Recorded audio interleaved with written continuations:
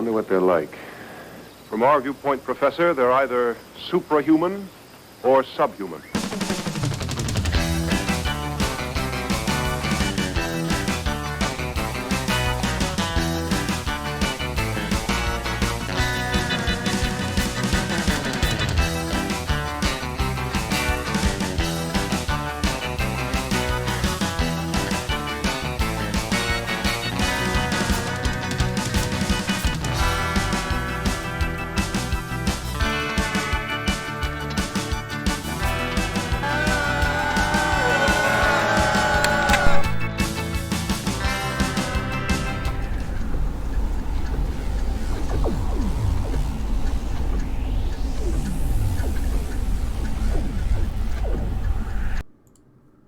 Happy Saturday out there in the Twitchiverse. It is Max, and I have J-Rod with me now.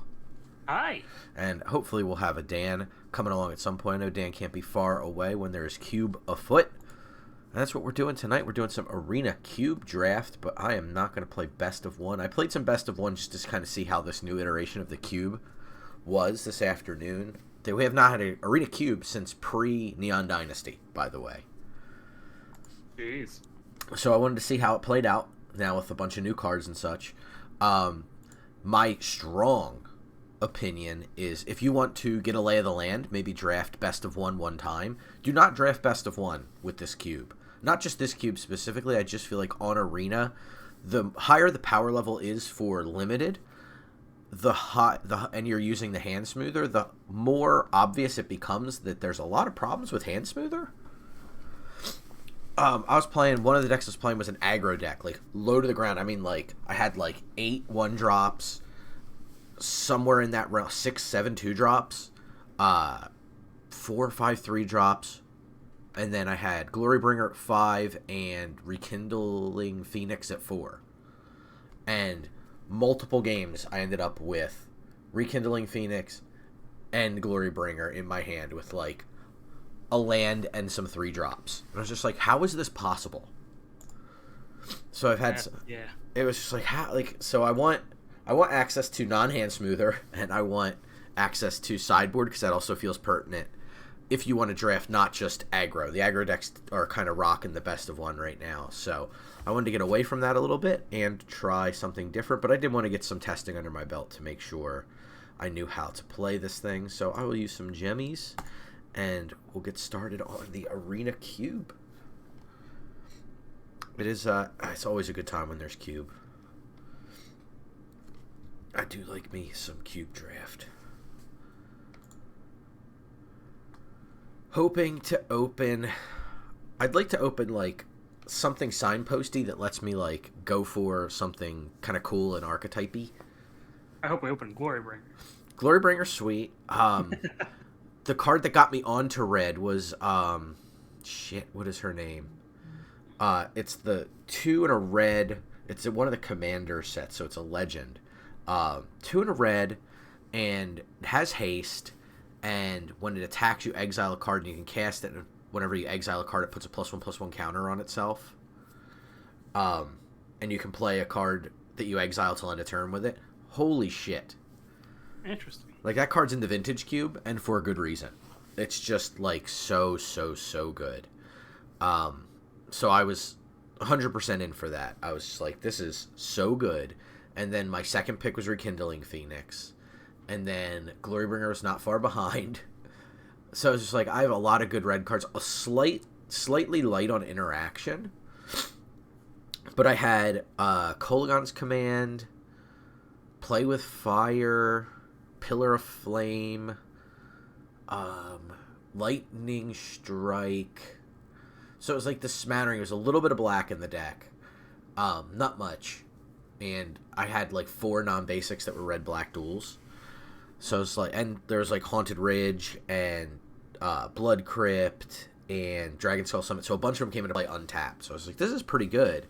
And just got hand smoothed into 4 wins. I was like, this deck is sick and should definitely be able to go the distance. And just, there were multiple games where I just literally flooded. It got down to by the second loss. I was like, you know what? I'm going down to 14 land. So, Oh my god. yeah, I went down to 14 land. I did have a Spike Field Hazard as one of my 1-drops, so technically 14 land. But I was like, I don't care. And I still flooded to lose the last game that I lost. That's insane. Yeah, I was, fully stunned. I will sit here for over 2 minutes in a traditional draft queue before I will draft with a best of one hand smoother BS stuff. It's just like, what the heck? I will cancel and jump back into another one, though, to make sure there wasn't an issue with Arena. Yeah. I actually opened Arena. I was like, I'll hop in and see if I am also on the list. It says average queue time under a minute, so we'll see if it picks it up a little quicker on this go around. If not, I can always reboot Arena too.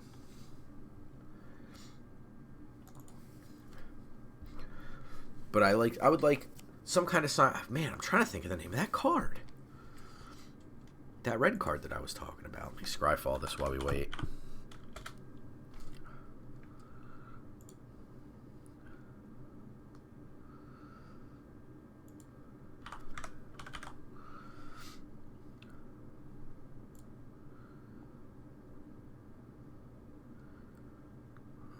Okay, a seat filled, so I feel a little bit better. I wouldn't. Oh, was it I think you? it's me. Yeah. That's okay. Hey, at least I know Arena's working, right? Yeah. Like, I don't mind waiting for folks as long as I know Arena's working. I was like, all right, let me do this and see what happens. And yep, it worked. That's fine with me. Let me see here. Exile. Creature. His creature is legendary. Can I get that off here? You should be able to. Yeah, you can Scryfall legendary. Color red. Mana cost.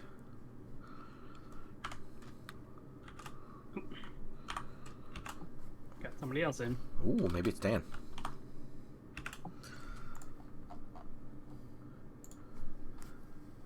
Layla, the Blade Reforged. Layla. Let me click on it and I'll slide my screen over for a second so we can look at it. So, 2/2 with haste for 3, 2 and a red. When she attacks, exile the top card of your library. You may play that card this turn. So if it's a land and you haven't made your land play, you can do that. Whenever one or more cards are put into exile from your library and or your graveyard, put a 1/1 counter on Layla. Pretty good. I had Experimental Synthesizer in this deck, so I could use it and get counters on Layla. I had Beaumont Courier in this deck, so I could exile cards under it and get counters on Layla. Yeah. Like, I had some, like, pretty nuanced little tiny, like, for an aggro deck, it's like, oh, there's some cool little value plays I can make in this deck. And, like, you know, it's not often I'm like, this deck is a slam dunk 7-win deck, but I was like, this deck should not struggle to at least, like, you know what I mean, at least to be gem or, in this case, gold positive. Yeah. But you better believe, like, 2 of the losses were straight up flood. One of them was mulligan to 5, but still almost won. Jeez. I was just like, you've got to be kidding me. One of the floods, like I said, was the last one, and that was after I went down to 14 land. Yeah, but that's just preposterous. Yeah, it was crazy. I was just like, you have got to be kidding me. Like, it just was mega feels bad. So I was just like, you know what? I'll wait for a traditional queue to pop when we go on for the stream tonight, because it's just, I'd rather wait a little longer and get a queue of people and play with a sideboard, play without the hand smoother kind of beating me into the ground. Because I really feel, it's one of those, I don't think we've gone, and we tried always in the stream to not blame Arena, not blame, oh, well, that's Magic, and, you know, be reductive about the losses. Because you do need to examine. And there are definitely a couple misplays I made in both games I won and lost. It's Cube. So one of the things you have to know about Cube is every card has a mile of text on it. So don't let yourself tilt if you misread a card or you misevaluate or misunderstand something. I definitely made some sequencing errors and things in the games, both that I won and lost. But this one just really felt like the losses just felt like I got arena'd real hard. Yeah, it's never good. No, so I was like, you know what? We'll make it a traditional queue tonight. We don't do traditional super often. It's a fun format, so it's not ranked anyway. So what's the difference other than the queue times? And I think the gameplay is going to be a little bit smoother for us. Okay, so talk about this pack while Jared deafens himself, I assume. it's fine. Okay. All right. So there's a Heliod in here. I don't think there's a ridiculous amount of life gain in this cube, but that's pretty good. There is Ayara, which is a cool card, but could very much wheel. Unfortunately, we did not get the thing I wanted, which was a very, like, signposty card, where it's just, you should be drafting this. A lot of cards in here are pretty medium. I'm going to take Phyrexian Metamorph because it keeps us the most open of all the medium choices. This is probably one of the best ones. But there are some sweet cards in here. Glorious Sunrise can be an absolutely, like, unmercifully good curve topper, where you're just like, okay, all my creatures get +1/+1 and trample. And you're just like, yeah, that's bad. And you can also draw cards. You can do a lot of... It's a nice role player in a deck. I think it's a good card that people tend to overlook. But we'll see if Metamorph works for us. And I mean, like, getting an Ayara would be cool. I'd be happy to play, like, a sacrificey deck. If this were Yawgmoth, I'd take it. But I don't think that Ayara is quite strong enough to be a pack one, pick one. Ketria Triome in this pack if we want to stay super duper open. I'm sort of for and against. I'm more on the stay open lane for something like a Tinkerer's Cube because it's a more synergy driven cube. In this particular cube, I think taking the more powerful cards early tends to behoove you. We're basically colorless at this point, so we can take anything we want. Glorybringer's in this pack. Teferi, Hero of Dominaria's in this pack. Hullbreaker Horror's in this pack. Cards that have impressed me. Inquisition of Kozilek has done some real good work. So that's pretty good. Siege the Tank coming in with Twitch Prime. 23 months. Appreciate it, buddy. Yeah, I'm hoping I fixed this, so we'll see if there's a little delay. There used to be a delay when people would resub, but I think I fixed it in Streamlabs, so I don't want to jinx it, but I think I might have fixed it. We'll see. Could take Maze Mind Tome, which is the safe pick, or the Triome. Probably just going to take Hullbreaker Horror, maybe try to wheel to Fairy or something. Seems unlikely, but possible. Depends on what the table's up to. Also, just for note, it looks like I am it's two people between you and I on your left. Okay. But for some reason, it's like you don't get to see who's drafting. Yeah, in the best of 3, they block it out. No, I didn't fix it. Blast. I gotta figure out what's wrong with that resub. It's the resub specifically that has a problem. There's a Beseiju who shelters all in this pack. There's an Auron's Epiphany in this pack. Mythos of Aluna, Commit Memory are all really good. I could take any of the blue fixing lands if I wanted to. Llanowar Elves and Elvish Mystic in this pack is pretty funny. I think I'm going to take Beseiju here and see how things develop. If I don't play Hullbreaker Horror, I'm not going to cry about it. Beseiju has done nothing but impress me in any and every format it's played in. This card is so good. I really like it quite a bit. Prosperous Innkeeper here, if we want to go green, lets us cast other things, helps us when creatures enter the battlefield. If we wanted to pivot very hard and play white, we could go Legion's Landing for a white aggro style deck, maybe wheel the Selfless Savior. On the exact opposite side of that particular coin is Ugin the Spirit Dragon. So I will say I'm in mono black so far. I'm 5 picks in. Nice. 6 picks in. So you got the Ayara, I take it? Yes, I did. So you might get this Deadly Dispute. Good odds on that. Ooh, that'd be good. Yeah, it's a really good role player in those decks. I played against Mono Black earlier, and it was pretty damn good. Kalidas. Noctis Gearhawk, and I've got a Junji, the new Black Dragon. Yep. Yeah. Got a Drana. Oh, there's pretty happy so far. There's a Gary coming your way, it looks like here. Oh my god, that'd be incredible. Let's see what Fall of the Imposter does. Not the best thing for us. There's a Spell Pierce. I like cheap interaction. If we're going to be a go long or ramp style deck, these cards that we can keep 1 mana up for while we're playing like our ramp spells or our role playing spells are pretty important. I'm reading the Sigarden Evangel because I'm not fully up on the alchemy cards. Okay, it's pretty good. It's not for us, but it's pretty good. Retrofitter Foundry could be really good. This is a good mana sink, and it casts it on first turn.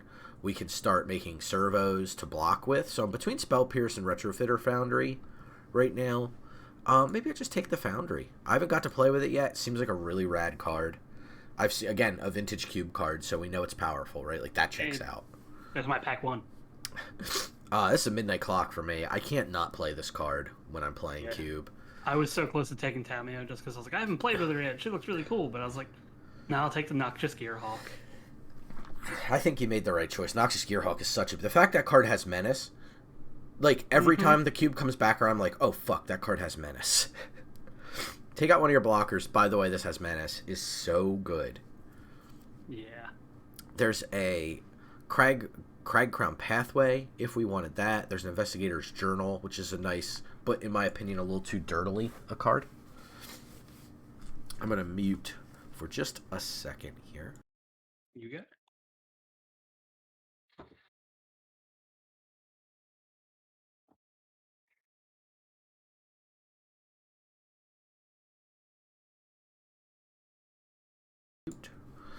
We got Lear in this pack, is pretty cool.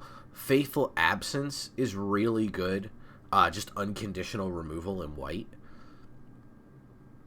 We don't have a superpower. Like, we passed Alrund's Epiphany. I don't think that wheels, though I did see it wheel earlier when I was drafting, which was really strange to me. So Lear could be the pick.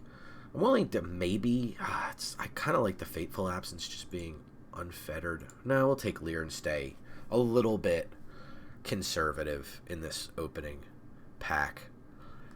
Malevolent Hermit is alright. Like, it gets down on the board and can block, which is pretty cool. Stormwing Entity is really good if you're playing like a spells style deck, which is obviously also good if we're playing Lear.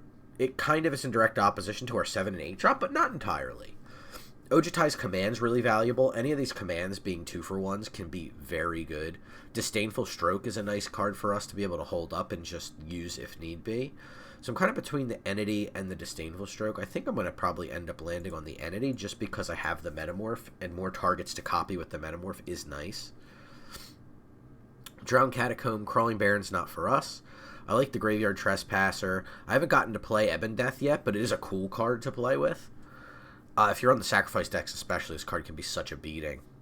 But we're going to just probably play Spectral Sailor over Negate, I think. The Negate is cheap. But what's going to kill us, I think, more... no, being able to fight the big spells decks helps. We'll take it. We are playing with sideboards as an important point of note. So I think that those are good cards to be taking. Maze Mind Tome here over the slew of red cards. Jaxus. The Troublemaker, really cool card. I haven't got to see anybody really go off with it yet, but it seems like a really cool enabler. Unholy Heat is a good cheap card to interact with, and I think that's pretty good. We could take that and see if we end up on blue-red spells over the Tome. We'll take Tome. I'm being a little conservative with my color choices, but usually that's a good thing in these kind of cubes. So we have Boseiju. We could take Rishkar, but we don't have a lot of cheap creatures, and we don't want to Metamorph Rishkar, so I'm just going to take Shipwreck Marsh, I think. If we end up on Sultai, that would obviously be a nice help. Siren Stormtamer I'll take, but I'll put it in the board over Light Up the Stage here. Wield the Spell Pierce, that feels great. Kobold versus Dromoka's Command. More likely we're on Dromoka's Command and we end up like some kind of Bant. But Dromoka's Command wants you to have good creatures, and we may not. Ooh. This is, the Hourglass Coven getting to Jared seems unlikely. Well, yeah. But this Infernal Grass getting to Jared seems more likely, or this Knight of Ebon Legion. Both are very good cards, so. You know what's weird? I'm still on pack 1. That is weird. Maybe it's the people passing to you? Yeah, maybe. We have a Castle Vantress. Not a lot of people tend to like this card because it's a little clunky. I see a Realm Cloak Giant here. Hard for me to pass up on Wraths. And we can play Boseiju if we want to splash green at a point or whatever. We don't have to play Boseiju. I'm not on green per se. We could be blue-white stuff. The old Cheons, as it's referred to. Yeah, there's an Angel of Invention in my pack, so if it gets to you, cool. Yeah. If not, there's also a Saiba Siphoner and a Pack Negation. But I got a Languish, so I'm happy. Hard Evidence in this pack is pretty awesome for us. I see a Jadar in this pack and a Priest of Forgotten Gods. Hope one of them gets to Jared. Oracle of Moly Dooley is really good in these decks. That's a hard one to pass for me because I think this is just an excellent Magic card. Hard Evidence being the only blue card in the pack, though, means that we're cutting blue for the player next to us. Doesn't mean a whole heck of a lot in pack 2. But I do like the fact that we make a cheap blocker early and we can use it to investigate later on in the game. So I think it's a good role player if we want to simply not die, which is a fantastic plan in a lot of these games. Oracle's just a really good card in the mid-game to get us ahead, but I think we can skip it. Maybe Famous Last Words here.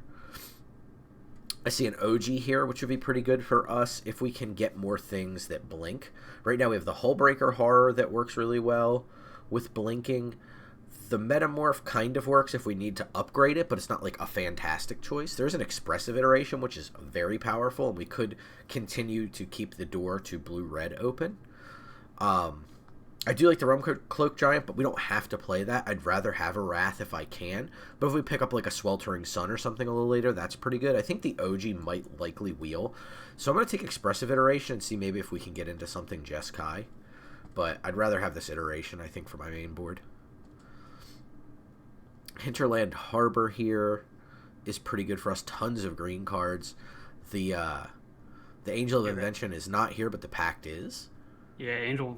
So somebody in between you is definitely on that. So likely you're not going to get shipped a lot of white cards here. Jugan Defends the Temple is a very good card, just not for the deck we're on. Vorinclex is a nice finisher potentially, as is Tovolar's Huntmaster, which is a good blink target if we get the OG back.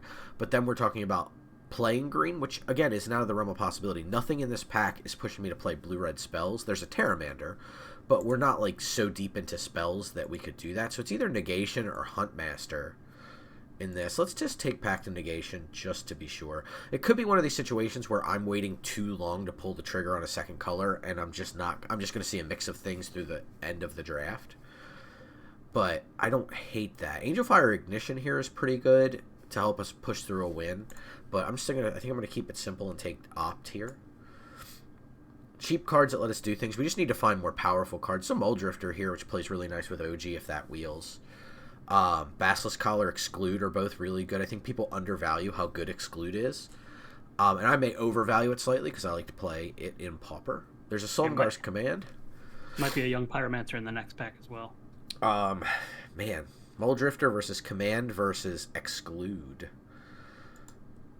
Leaning towards the Exclude, though. Muldrifter could be the right choice. Though we have a lot of 5s. Let's take the Exclude. I think that's a really good counterspell. There's a young Pyromancer we could take and get on more into the blue-red spells deck. I don't think we're taking the Illithid. I don't think we're taking... Could take Teleportation Circle, but it's like we just passed Muldrifter, so that seems like a pretty bad idea.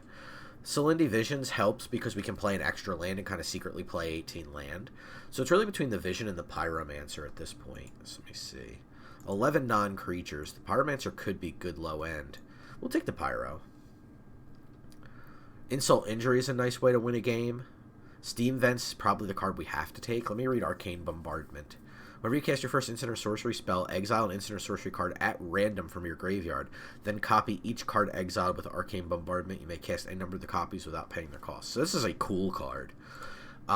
If this were the Chromatic Cube, I'd take this. But since it's the Arena Cube, I think we have to play a little bit more seriously. Unfortunately. OG's still in the pack, by the by. Nice. I'm grabbing the Mind Stone out of it, though. So you can't have that. That's fair. I think Mind Stone's very... And for your deck, it's very... So your deck is pretty mana-hungry. Castle Vantress here could be the take. Could be Seagate Restoration. Let's take Seagate Restoration. It is a land, and again, we can secretly kind of play more land and make sure we hit our land drops, which I like a lot. Guardian Idol here is a 2-drop mana accelerant. I think is... Well, let's take Geistflame Reservoir. This is a fun card I'm willing to play. We could get it down early and kind of build up with it over time. Champion of Witch versus OG here. I'll take... Man, this is tough. We have no white fixing. Let's just take the Champion of Wits. We'll kind of let the ship sail on this Realm Cloaked Giant. What would you rather have, a Basilisk Collar or an Ether Sphere Harvester? They're both very good. Probably, I don't know. Whatever you don't want, you pick. Whatever's best for you, you take it. I'll take the Basilisk Collar. This is a Jund-colored fixing land, so I'm going to take the Hinterland Harbor. I don't think we're going to be green, but I'm not against grabbing a really good green card. Tameshi could be good. Retrofitter Foundry, Maze Mind Tome. No, let's take Wilt. We can always play it and cycle it. It's another spell, which works for the deck. Grim Lavamancer's not a bad pickup for us. That could very easily do good things for us. Last pick, Benelish Marshall Sutcliffe. We have a seasoned Pyromancer in this pack. Ral Storm Conduit in this pack, which is probably the take, I think, over Rahilda. Rahilda, just combat damage, blah, blah, blah. Yes, never going to happen. Seasoned Pyro's good, but I think we have enough going on that we won't need it. So I'm going to try Ral out. Let me see how many instants and sorceries we have.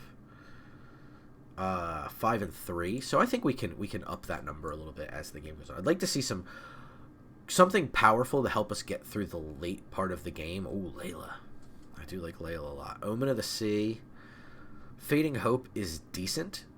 Neutralize is good. Mentor's Guidance. When you cast a spell, copy it if you control a Planeswalker, Cleric, Druid, Shaman, Warlock, or Wizard. Scry one, draw a card.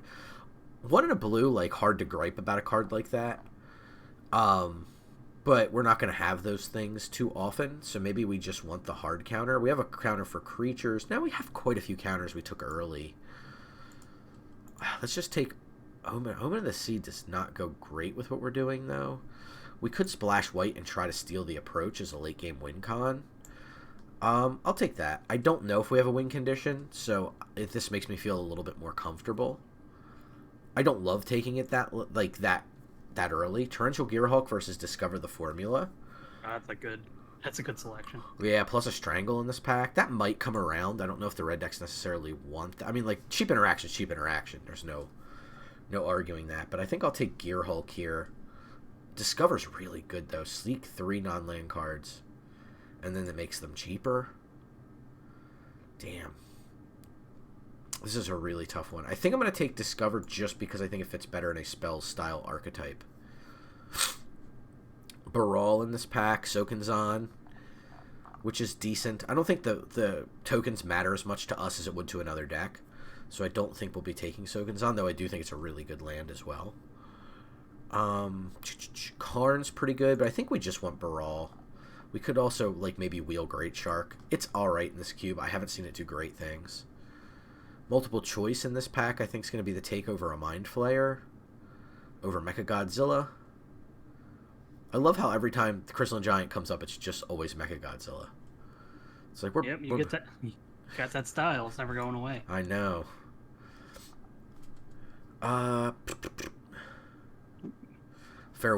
Late farewell in this pack. DRC probably just the take for us, though. Very strong card, works well with all the spells we have. If I could get 1 or 2 removal spells, I'd be thrilled. There's a Pillar and a Mephit's Enthusiasm, along with a Supreme Will. So if I could just take this whole pack, I'd be thrilled. Mephit's not great, but Pillar is kind of small potatoes, but it's cheap. I don't think Mephit's going to do a whole lot for us, so I'm going to take the... Do I want the... No, let me take the 4 damage. It's not as good for us. Play with Fire, that's nice we didn't take the Pillar there, because we can take this now, and it's not too bad. Passing Den of the Bugbear, unfortunately, I feel like that's a really good one in these decks. Also, Delver of Secrets could be good for us, but Delver is not what it is in Constructed, so it can be a little bit of a trap a lot of the time. Agonis might be good with this deck, but it might not be at the same time. Could try Kolaghan's Command. I'm going to put it in the board for now, but if I really feel like we need it, we definitely can play it. Wow, all the blue cards came around out of this pack. Fading Hope, Mentor's Guidance, and Neutralize. I'm going to take Fading Hope. It's a cheap bounce spell. We don't really have any of that going on, so if the opponent's on tokens, we can really kind of get them. Takanuma, not for us, that's for Jared, as is Witch of the Moors. Soulscar Mage or Zerial. Zerial could be good. It was doing work for me in my deck earlier today, the first deck I drafted. Falkenrath Pitfighter, the only thing we can really cast. Late Blood Crypt, but we get Magma Opus, which is fantastic. So that's a nice win con for us. We may not need to play Approach. We didn't get any fixing anyway. Not that I'm saying that that's a reason we have to do that, but surprising lack of fixing for blue and red. It may have came around early when I was still hemming and hawing. That is entirely possible. Clarion Spirit versus Acquisitions Expert. This is impossible to get to Jared, so I'll just take the Acquisitions Expert. And with Alrund is not the worst card ever.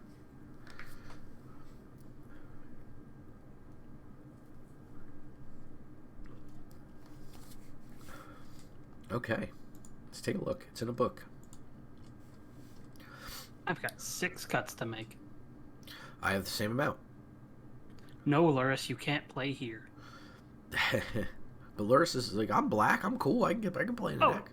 It has the companion spot. I'm just like, I can't use that. Oh yeah, no, it's still good. I had somebody who was playing mono black earlier with Blood Artist, and there's another card that was getting cards back for them, and it was just like Luris was not their companion, but it's just like they cast it. It's like, this card is wrecking me so hard. Finally got to Pillar of Flame it into exile. I think my favorite part is that I have Mind Stone. Yeah, I love Mind Stone. But Mind Stone with Luris is like, yeah, I'll keep drawing a card. I like drawing a card. Shoot. I don't know. Man. Why did I do this? I was just trying to get us enough players to actually play a game, and now I'm stuck playing a game. You can always wait to play your games, too. You're good. I probably will. Could put Negate in the board for now. I think having a hard counter is nice, but I think we're more worried about countering countering creature spells, because that's what's going to kill us in the early part of the game. So we have Seagate Restoration, as well as, did we get another one of the double-faced cards? Or did I pass that? Pass that one? Okay. So this is fine. This is that we don't want to cut a land here.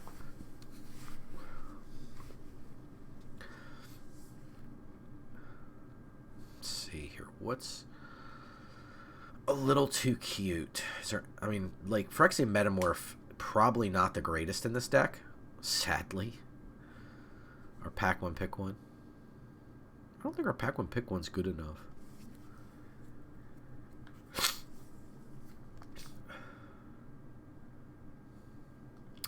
Could cut Ugin. We don't really have a lot of ways to protect a Planeswalker. Like, Ral's fine, whatever. Like, Ral's coming down and just giving us value. They want to go after Ral with 6 counters on it, and then we can, like, he's more of a role player than Ugin is kind of a win condition. But when we cast it, it can protect itself, certainly. And I think there are going to be matches where we want to bring in Ugin from the sideboard, but I don't think we necessarily want to start Ugin either. Stormwing Entity. Do we want this? It's pressure. We only have 8 creatures. But that's kind of, I mean, we have a bunch of things that make creatures as well, so it's not like the scariest thing in the world. Maze Mind Tome may be a little ambitious with the amount of things we have. Entity seems like it's probably not quite enough. I think we have enough going on. We probably don't need Tome.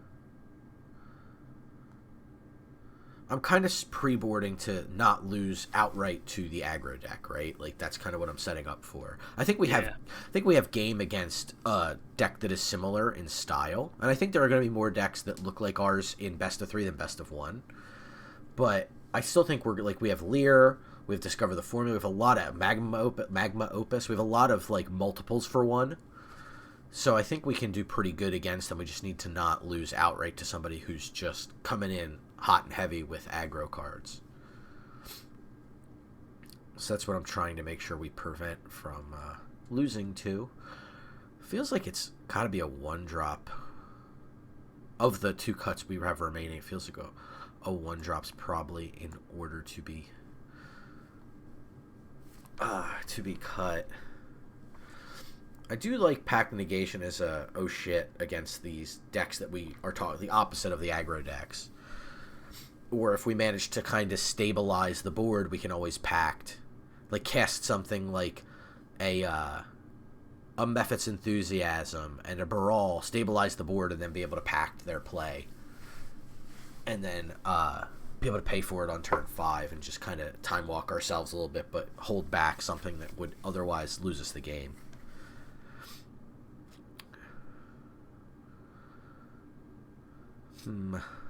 It's tough.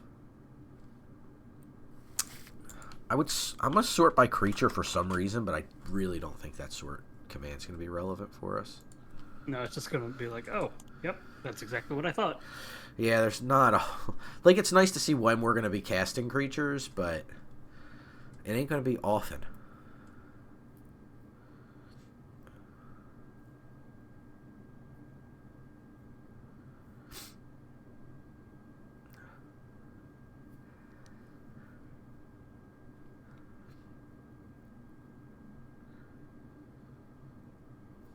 Just 2 and a tap, make a servo.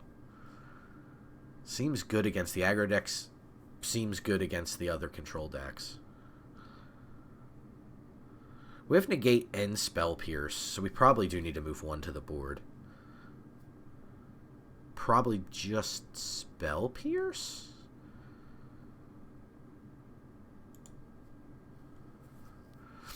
Kick the hard counter, that's 1 more. This deck doesn't seem like it's going to be insanely mana hungry. Like, we definitely want to be able to hold up mana on the semi-regular, but it doesn't seem like it's a total necessity either. So we just need to make 1 more cut. Champion of Wits could arguably be the cut, but I do like it as a blocker, again, the early part of the game, and being able to sort cards out is really nice. But it could be that. Let me take a look at the stats now.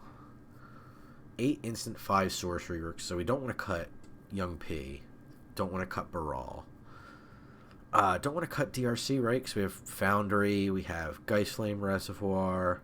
I don't think we have any enchantments, but we do have a Planeswalker, so we can get to Delirium, I think. I don't want to say fairly regularly, but I think there's reasonable odds we can get Delirium here. Tough last cut.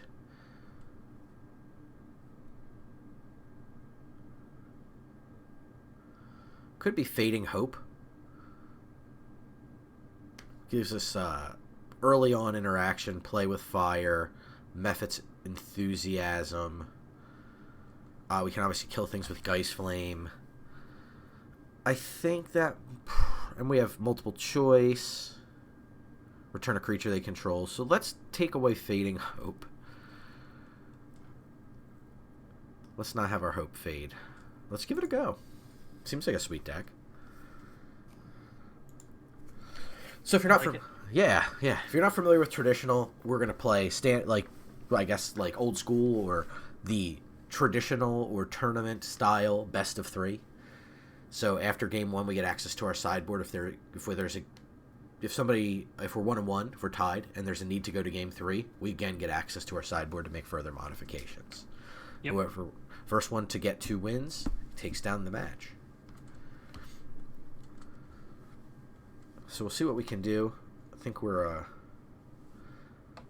a pretty good mix. Oh yeah, got first turn Hard Evidence, second turn Baral if we want it. Play with fires in here. Young P on the second turn maybe. Opponent's going first, so we'll see what they do. I'm not opposed to leading on Steam Vents and then second turn Pyromancer, or possibly going Baral on 2, then 3 Pyromancer into Hard Evidence to immediately get value off our Pyromancer. Yeah, I think that's pretty good. Grixis Tri-land here, so we'll go ahead and lead on Steam Vents. Finish tap, please. Thank you. May need to restart the client after this one. It's running a little clunky. 2, we'll just play Brawl.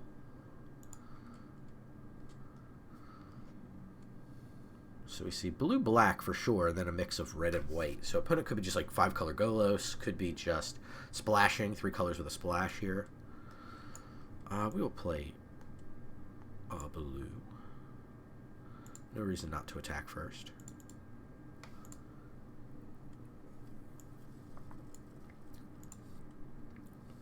Try Young P, see what they have to say about it. And some Hard Evidence. The tokens begin. The tokens, yeah. 3 tokens in 1 turn. That's right. Languish. Takes out 2.5 cards, something like that. The math may be a little squiffy, but let's go ahead and crack a clue. Okay. I think we're safe to just we can play Island. That'll lead us towards something a little bit more significant. We still have Play with Fire available. Sedgemoor Witch.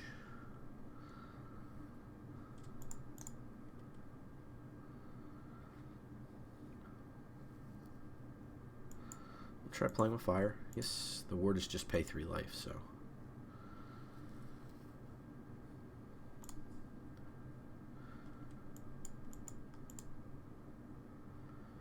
Oof, Malakir Rebirth, huh?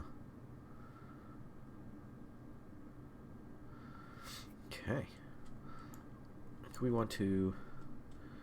We can't leer and then immediately play with fire, so let's start with Expressive Iteration here. Put 1 into our hand. I think we probably want that to be Dragon. No, I think we're going to shuffle Dragon's Rage Channeler. We have 2 land. We don't have to take the island, so... Well, it just puts it on the bottom. Yeah, okay, so we want to cast Midnight Clock, then we can't cast DRC, but I think we want both. So let's take Dragon's Rage Channeler into our hand. 1 of them into your library. We want that to be Island. Exile the remaining Midnight Clock. Play land, play Midnight Clock.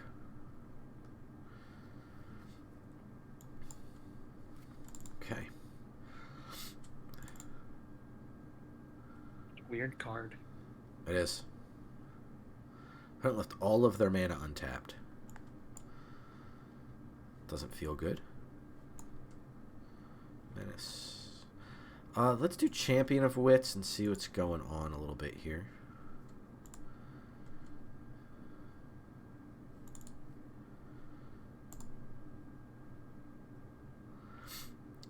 Probably not enough time for... We haven't played land, so we could keep that. I want to keep Lear. So I guess we just discard the 2 cards we drew. We could go like discard Mountain, discard Seagate Restoration. Yeah, I guess that's fine.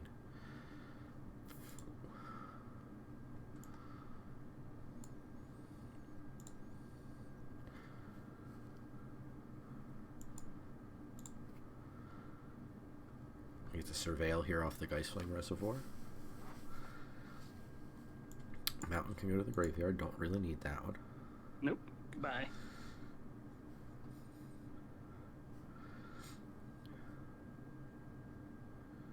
We'll see why the opponent left up 6 mana. Blink of an eye targeting Champion of Wits. Seems aggressive. Makes me feel like they don't have a lot going on outside of the Sedgemoor Witch, if that's what they did.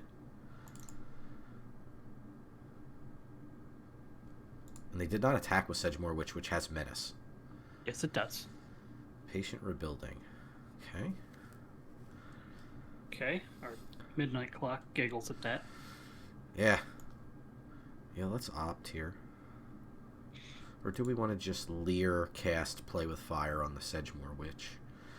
I guess that's the high upside play with 2 cards in hand and 2 mana available. That's probably the direction we want to go. What's the ward on Sedgemoor? Pay 3 life. Okay. Yeah, it's fine.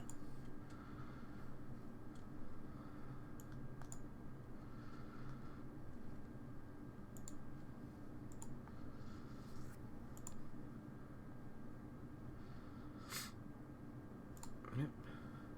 Take action. Multiple choice seems fine.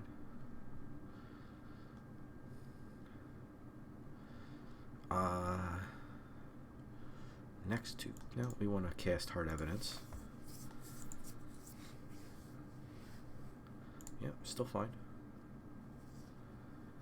I don't think we intend to block, so we will attack. Yeah, we lose our midnight or our multiple choice, but that's fine. Ooh, lost Hullbreaker. That sucks. That's... yeah. But it's okay. Lear probably going to bite the dust here against this. Murderous Rider, yep. Rider?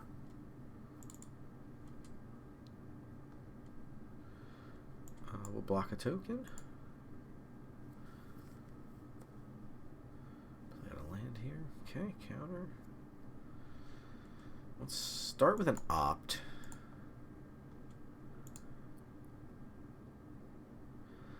think we want Discover the Formula. Take that one.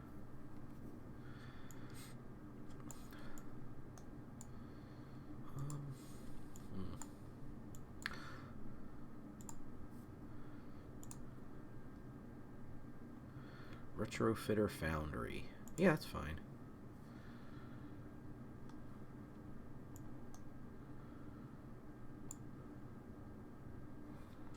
Mountain can go to the graveyard. DRC must attack.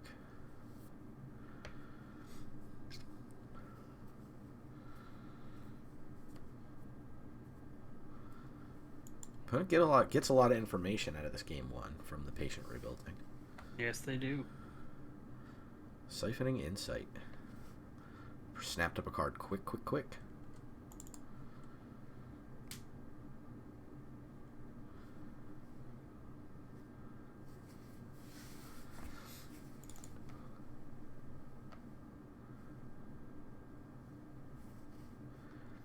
Good news is we have a ton of things we can do with our mana. We'll see if we can get to this untap step, really is the big thing.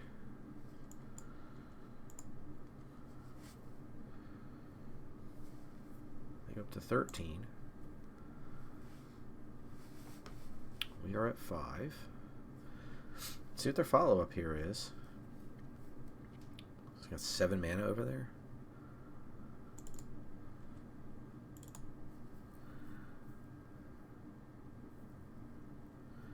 Storm Conduit.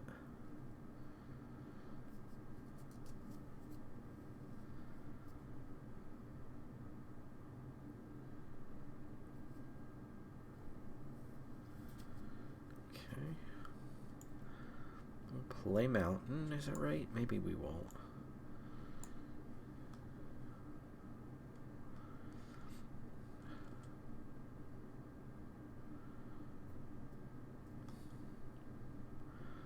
Next to combat, let's send DRC at Ral.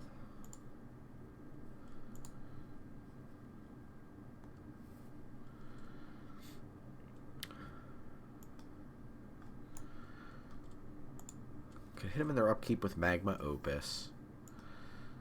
So I think that means we want to play Mountain.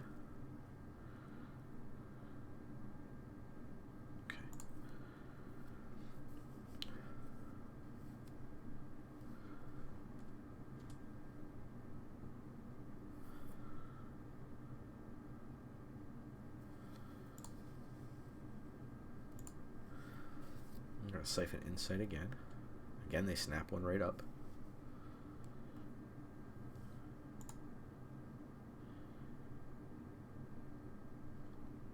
I think we want a Magma Opus in response to this.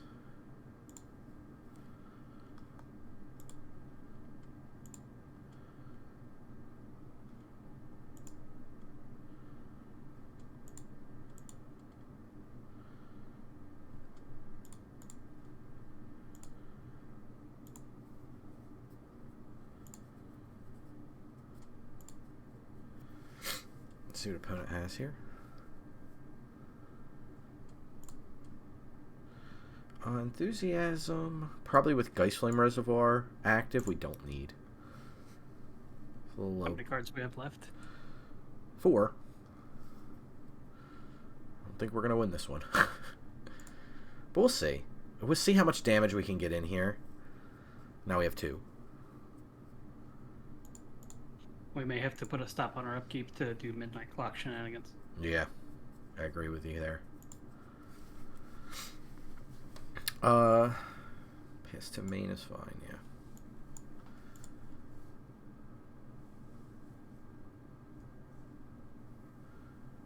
Return target artifact, creature, enchantment, or planeswalker to its owner's hand. I think that'll probably do it, huh? We have no cards. I'm trying to think if there's anything we got here for this.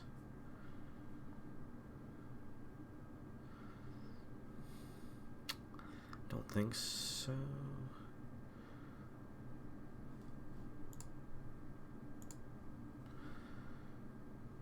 Go out on home terms. That's what we do. Yeah, I don't think there's anything we could do there. So instead of clicking concede, I'll just click the clue token. Okay. So this opponent playing a little bit of a slower style, so we don't need play with fire. Probably don't need hard evidence. Don't need Mephit's enthusiasm. Exclude still valuable. So what do we want to bring in? Spell Pierce. Could take Alrund. Could take Stormwing Entity. I think we want Ugin for top end. What do we got here? One more card that needs to come in.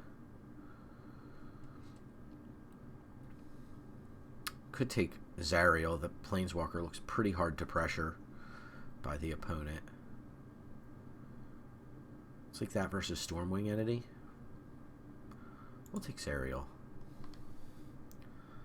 I think that sets us up pretty good. Multiple more Planeswalkers they have to contend with. Siphon Insight is going to be tough, but that's kind of the card we have to overcome the hardest, because that's opponent used that to leverage pretty good advantage against us. Obviously, Patient Rebuilding also did good work. We'll be on the play. We have DRC on 1, Pyro on 2, holding up Negate going forward. I think that's pretty good.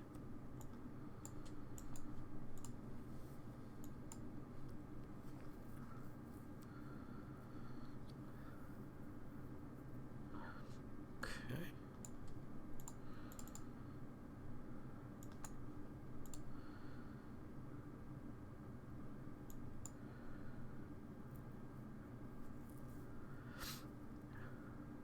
Foretell.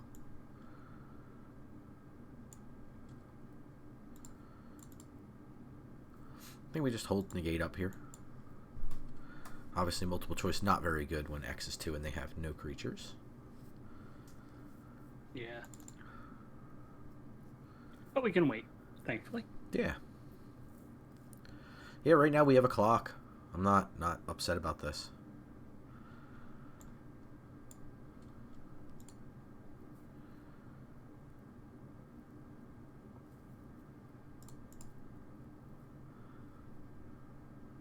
Play Baral here. Let's just hold up Negate. Last time they did play a Languish pretty quickly, so if they go to Languish this turn, Behold the Multiverse is fine.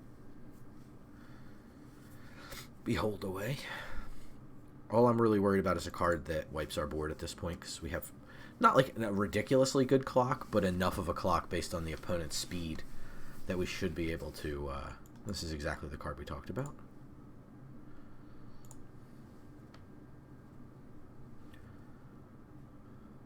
Magma Opus. I think we're pretty far from that. Sadly, yeah. Take that. Probably discard Seagate Restoration here. Keep Spell Pierce. trying to mitigate the expensive cards, Ugin. Not cast additional ones.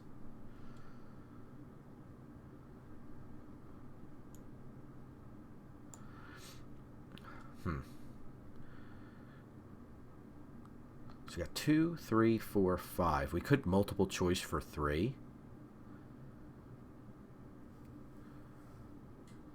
And that would leave us a blue open, right? Because Baral makes it 1 less if we go to 3. Does that work that way?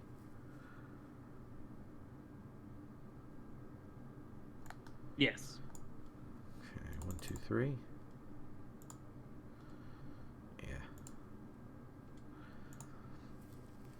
This puts a lot of lethal on the board for opponent.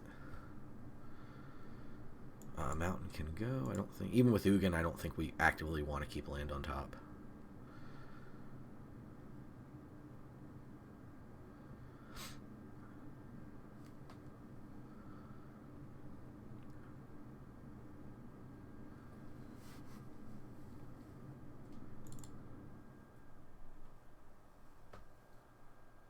No Priest of Oblivion. Okay. So they have lifelink here. They're obligated to block the 4, or else they take 4, 5, 6, 7, 8, 9. They could block Pyro. They take 4, 5, 6, 7, 8, and then gain 2. Let's opt.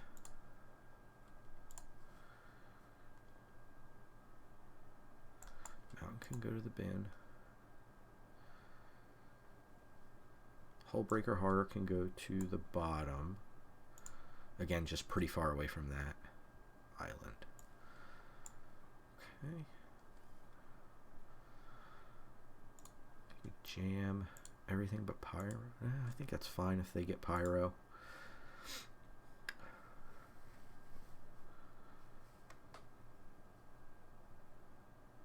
Yep. Oh, yeah, no, they gained the life. I was like, did I do the math wrong? No, I did the math exactly right. Oof, Hourglass Coven. Seems really good. I'm about to cast one myself. Nice. If I survive.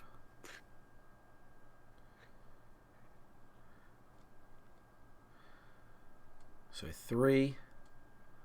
Okay, I was going to say, I think we still just get them here. DRC gets to fly over their head. Alright, so we know they have the Midnight Coven now. What does that change for us? Fading Hope looks a little bit better. Phyrexian Metamorph looks a lot better. So maybe we want Metamorph.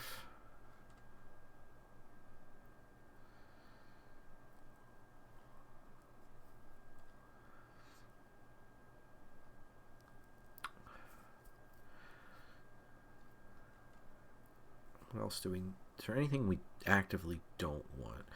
Retrofitter Foundry could be good in the late. Champion of Wits looks a little lame against them. So I think this is fine.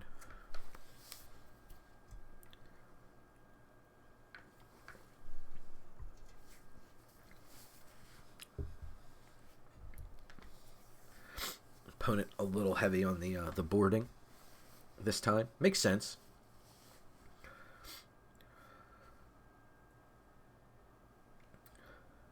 What are the chances this is Dan's alt account? Instead of Blank Man, he's just Chatman. Yeah, it's a Chatman. Chatman. Chatman. Yeah, Chatman. Skibidi bop bop bop bop. Big thanks to everybody who's hanging out with us this evening and who didn't just leave after that Scatman John reference. I mean, how would you be upset with Scatman John reference? Seriously. Impossible. What kind of monster are you? Hope everybody's having an awesome evening. We are here playing some Arena Cube, as you could tell by the title when you clicked on it.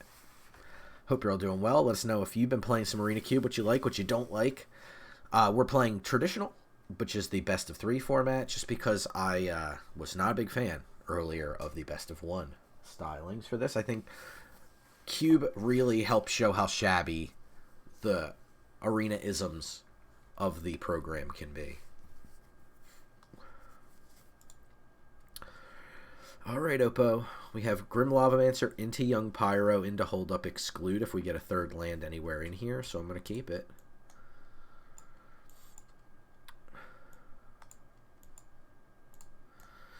We have into Baral. Might be better because then we guarantee to cast Exclude. Gifted Aetherborn's a pain in the neck.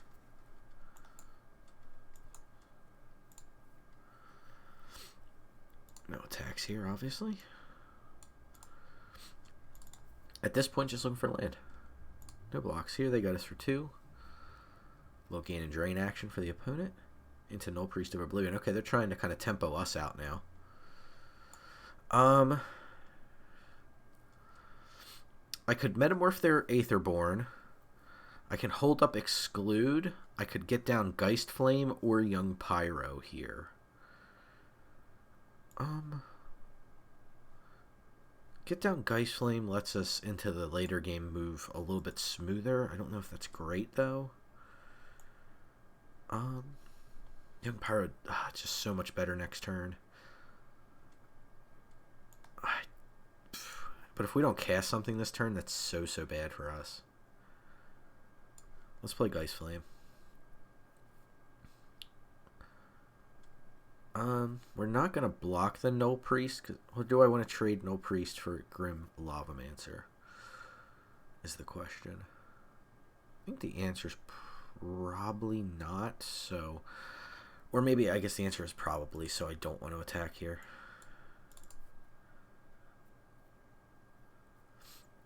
kind of sucks, but we don't have a whole lot lined up to really abuse Lavamancer, and we have Leer in hand. Opponent also looks like they're stuck on land. They may not swing the Null Priest here into double blocks. Oh, I lied.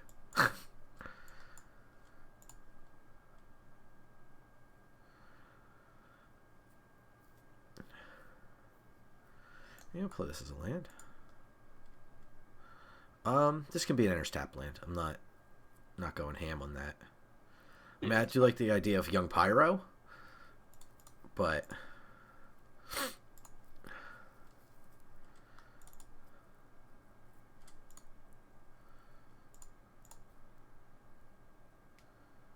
my turn, all their mana up.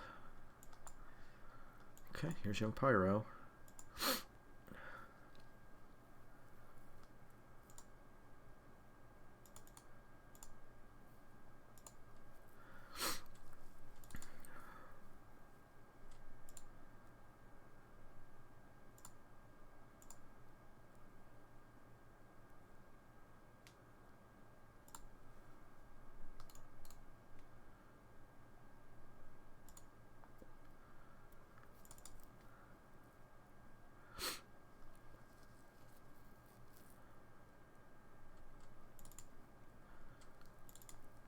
Probably getting to the point where we may want to metamorph their Aetherborn. Yeah, I think that's the route we want to hoe. Pretty good play, I think. I do love that Aetherborn.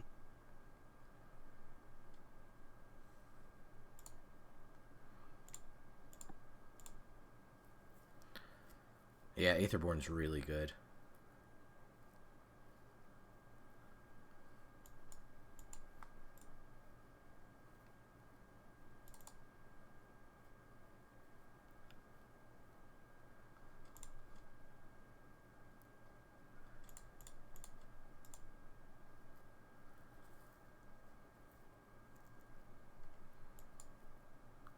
Okay.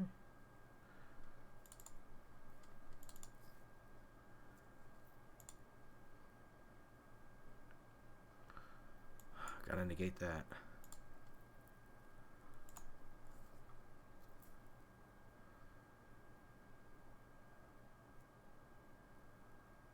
I'll scare the crap out of them and decline. This could be a Languish now. I think we have to block their Aetherborn with our Aetherborn. It's just bad news that they have the Languish. But otherwise they get in 2 more damage.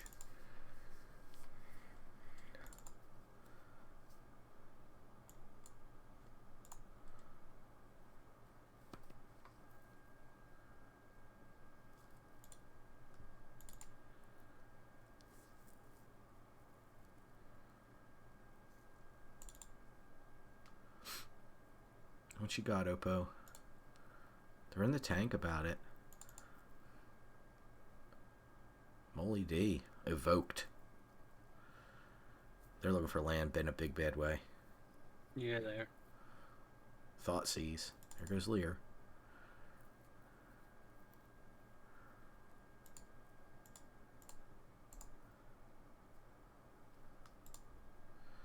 Let's use Geist Flame Reservoir. Okay, let's opt.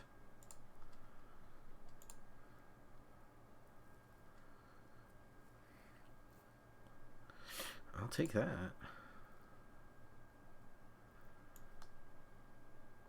Play Island. This may, if they did not make their, okay, as I say, if they didn't get their land, this may want to, if they have the Languish, this may push them to want to use it. There it is. They'll do, yeah. Okay, I like that. This plays around Spell Pierce.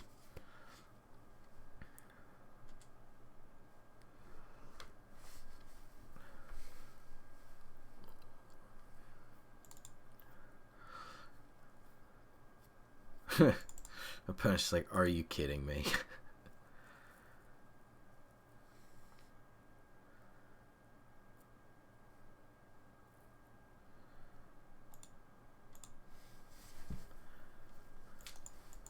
Seems pretty good. Yeah. Patient rebuilding. They're at 21. Hullbreaker Horror, you say? Let's do some expressive iteration.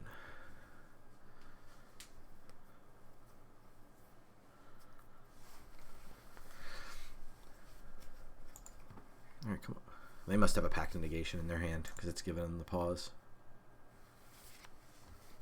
Good to know about. So if we see Pact of Negation, we may want to take it here as well.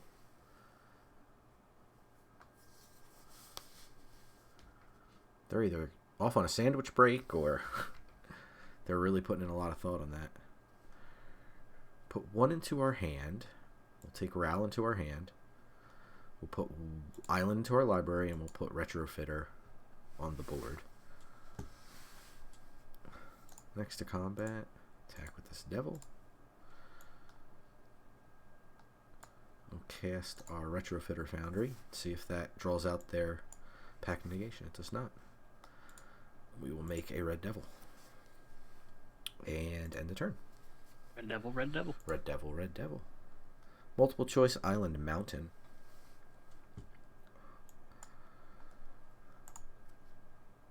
Opponent with 6 cards in hand.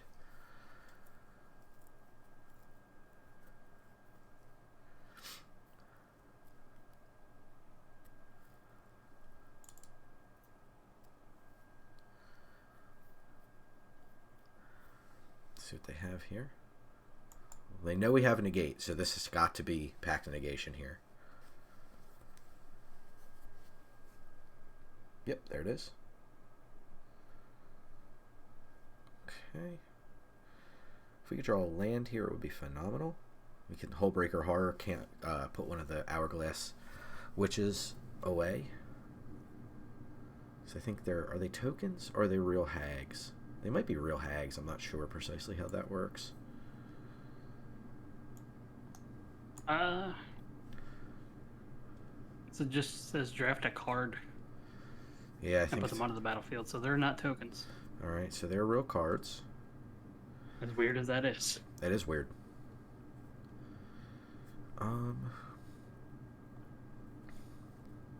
We could take out the Bane Witch. I think I want to take out the Mill card, though. 16 cards left versus opponent's 19.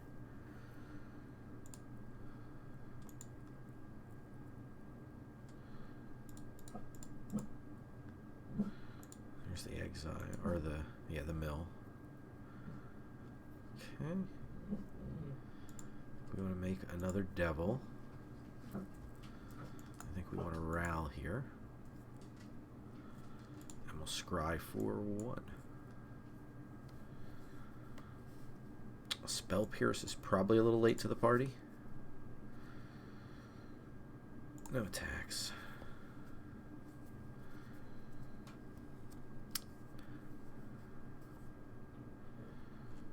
Lose. DRC, Discover, and Ugin. Ugin's kind of rough to lose.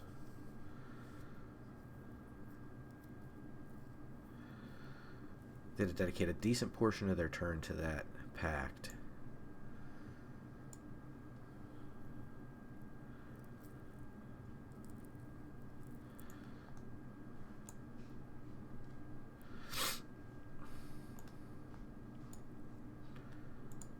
See if we can get this Hullbreaker Horror down. That's the arena altered one where it says that can be countered. Yep. That's stupid. I don't Yeah. like it. Yeah, it's a little rough. Let's scry for 1. Leave Island on top because we know it's going to get milled.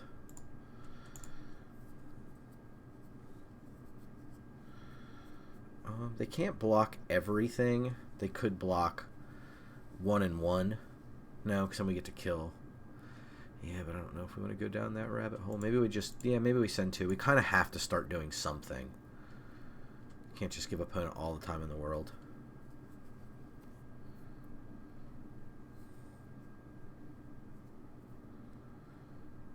Land, Midnight Clock. Not too bad. 9 cards left in deck for us. Glasspool Mimic. That's bad. Yeah, I can't beat that thing. This card, like the fact it's a Magic card. I mean, it's not really, right? Because it can't be in real life. But the fact that this is a card is just so frustrating. It's pretty ridiculous. It always feels like you make the wrong choice with this particular. Like, which one of these hags do you kill? It always feels like you pick wrong. And they're not legendary. Like, why isn't this one Hag of Siphon? The one that, the Hourglass Coven itself. Oh, it is. Okay, they had to get rid of one. That's good. It's like, how is this not legendary? It's ridiculous.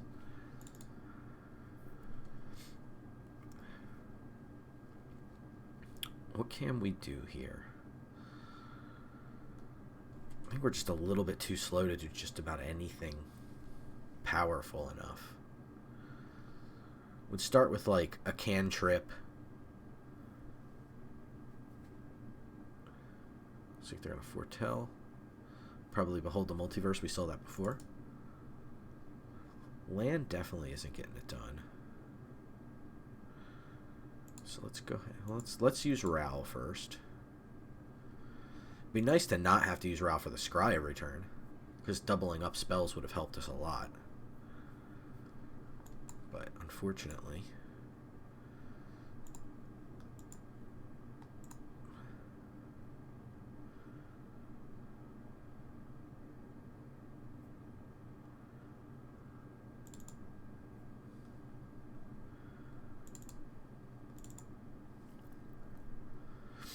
Pact of Negation, that's cute. I do believe that'll be it for us. I don't think there's much we can do about this.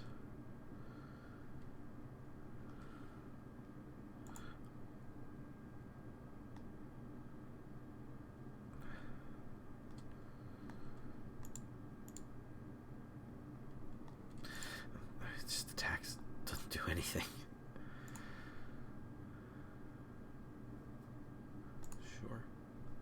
I mean, I could pact it, but then I'm eating up 5 mana on my next turn. Yeah. Like, just not worth it. Sure. I'll counter it.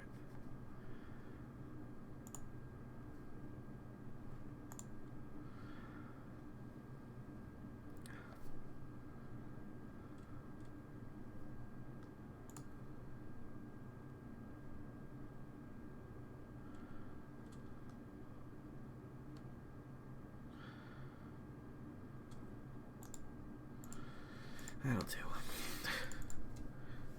Yeah. One card is 3 cards. That card's ridiculous. It is just eye-rolly. That's when you know, like, and it's a creature. It's just like, that's too good, guys. Like, and the fact that that card exists in Baldur's Gate Limited is like, man, I've had to play against it once, and it feels worse than it did there. Like, at least there, it's like, I'll take a few turns and see if we can cobble something together. But holy cow, is that card eye-rolly.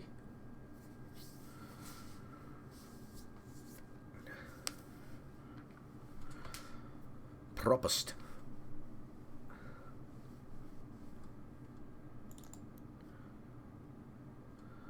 Alright, DRC, Grim Lavamancer, Pyro. We don't have anything else in blue, but opponent's on the play, so I think I'm fine giving this a shot. Start off with a Consider right out of the gate. Should have pacted it. Confounded him. Be like, what a crazy person I'm playing against.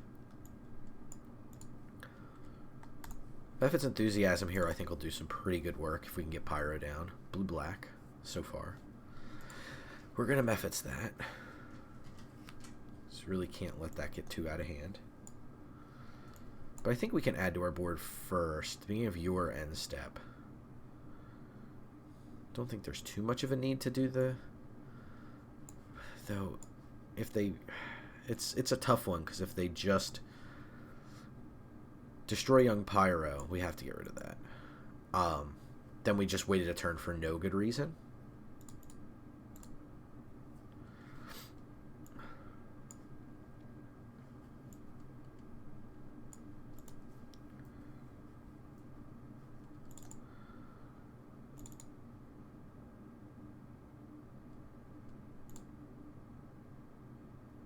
love that caravan. Me too. Brainstorm doesn't seem super good in this cube. But if they have a way to shuffle, like they cast a Pilgrim's Eye or something next turn, that could be pretty decent.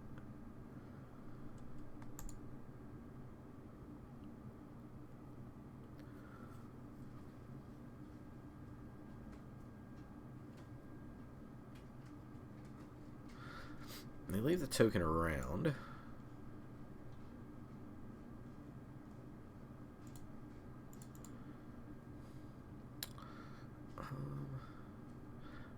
I don't think we're so far down yet we need to multiple choice the token away. I think we can just hold to exclude. Again, we're losing a bit of value because we're not getting Young Pyromancer down before making these plays, but they're at 5 mana here. They could be playing something pretty good. Just a Bloodchief's Thirst, that's fine.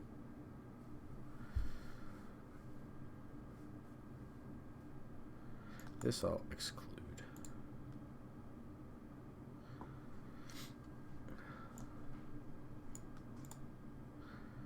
Now we get to go Pyro into Hard Evidence, which is nice.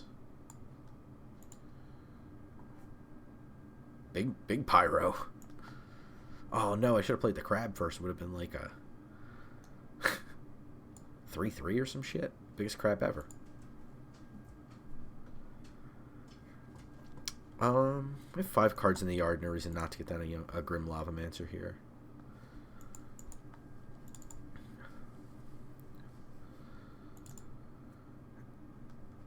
Alright. So I imagine they're keeping the zombie around for the ability to crew their caravan with any other creature. Probable. Scry 2, draw 2 cards.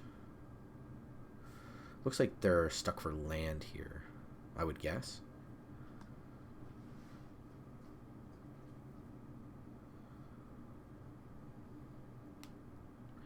2 mana available. No blockers available. I think we just get him for 6 here. The Grim Lavamancer doesn't change that clock, so I see no reason to monkey with it.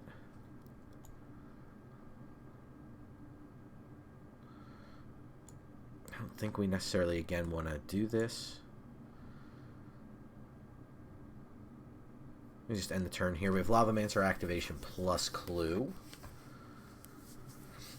I could have activated or cracked the Clue there. Mind Flayer. Can't counter it.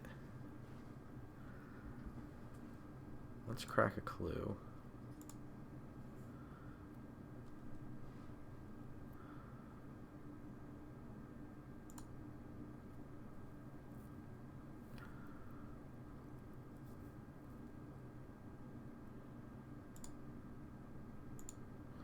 Let's just shoot down the zombie in response. DRC and Enthusiasm.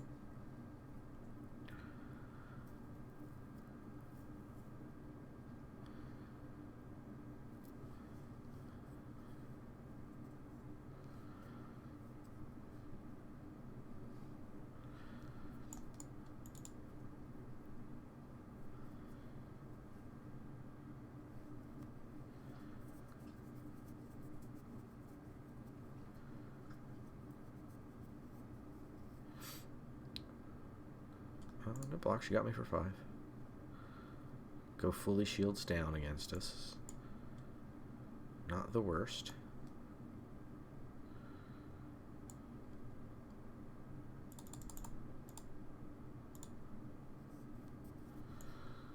I don't think Row's good enough here.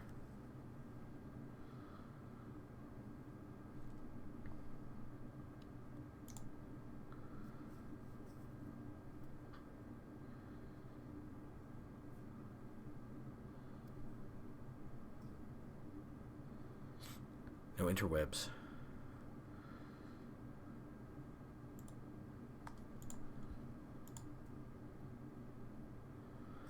Okay. Now we'll just probably pact the Mind Flayer if they elect to tap out for it. And next turn we have to play a land, set us up for Hull Breaker potentially on 7. Yeah, multiple choice is nuts, by the way. Jingataxius. Yeah, let's go ahead and counter that. That can go away. Yep. Yep. Lots of lethal. All right, so we know they got big critters. We know they have... let's get back to looking at what they have here. A lot of... Again, in the style we're playing, so I think we want to go Spell Pierce here. Let me get back to this one more time. Yeah, not a lot of cheat. Just like Jadar is in here and Spectral Adversary. So they have some small potato stuff. But I think Enthusiasm's not that good. I'm considering play with Fire staying in. With big creatures, we want the Metamorph to come in.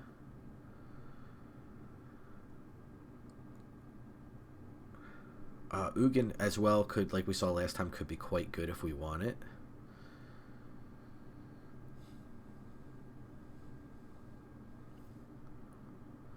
Don't need hard evidence this time, so I kind of don't have a problem trading for Ugin here. I think that'll do. Did you mean to run 41 cards? Did I? Yeah. At least that's what I saw. Well, a good question, champ. I don't think we want to worry about it too much, because one of them is the one that's a double face spell land. One of them is Magma Opus. We could just discard it to make a treasure. It's 2 lands. I think we can keep this. So I think the high drops don't scare me too much. The 41 cards, that was just an oopsie. That's what I thought. Yeah, we have 41, right? Because we have 33 now. So yes, you are correct, Jared. Do we want to lead Spell Pierce or do we want to lead Lavamancer? I think just leave up Spell Pierce is fine here. I'm not like itching to get that down or by any stretch. Yeah, yep. And the Magma Opus being able to make a treasure on the cheap is fine. I think that's pretty cool. What the hell are they up to? I'm gonna Spell Pierce this. If they're willing to go that deep, something's missing, and I'm willing to set them, like, you know what I mean, to kind of put them off balance with this. There are 2 of the top end cards we just discussed. But, like, we have Hullbreaker, and, like, you know, that is the luck, right? Is look at all these expensive cards. Brazen Borrower's fine.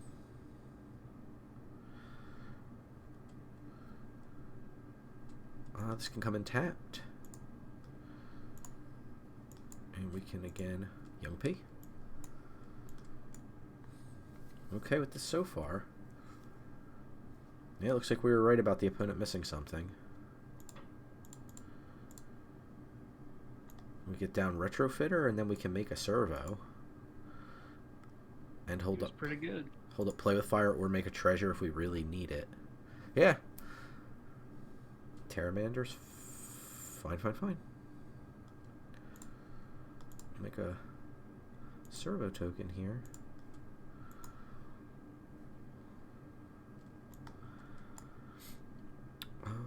Yeah, let's kill this thing.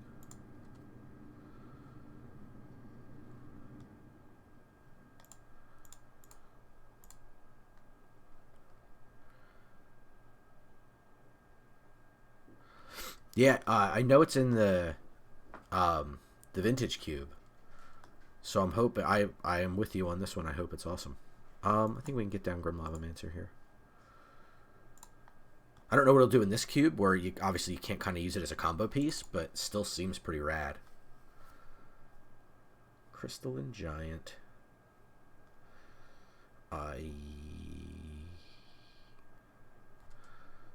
Pact of Negation it to get cheeky, and then Magma Opus, make a treasure. Seems like a lot of hoops to jump through. Trample.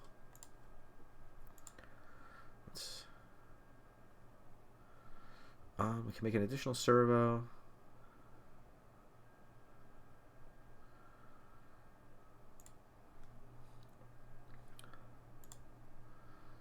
I think we can upgrade to a Thopter to get safe attacks in and such. Excludes decent here. May have to end up discarding this Opus probably.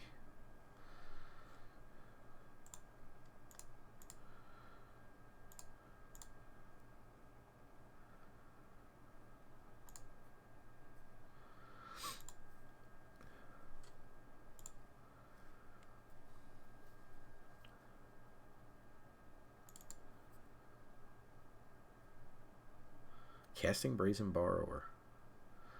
Sure. What do we get here? First strike. First strike means that it gets to attack. Let's go ahead and make a treasure.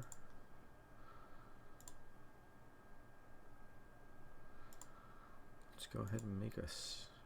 Let me see here. What do you do again? We can make the 4/4. Let's do that.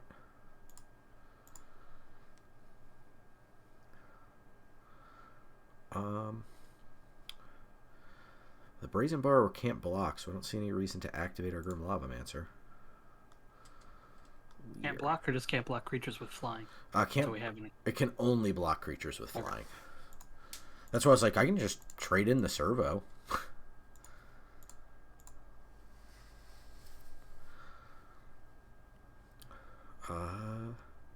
That'll do.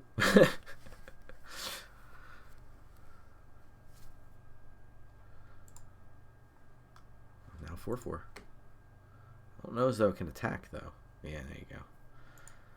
Fine to take this damage. My turn, you say.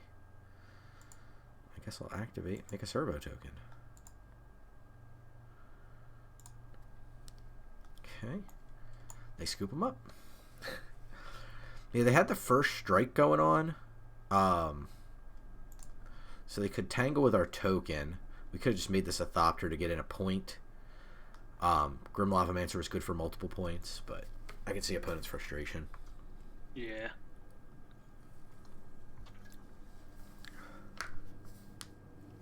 Yeah, retrofit are nuts. Or at least when there's time, right? Given time in this cube, it seems like it's pretty nuts. Okay, let's see if we can 2-him with this thing.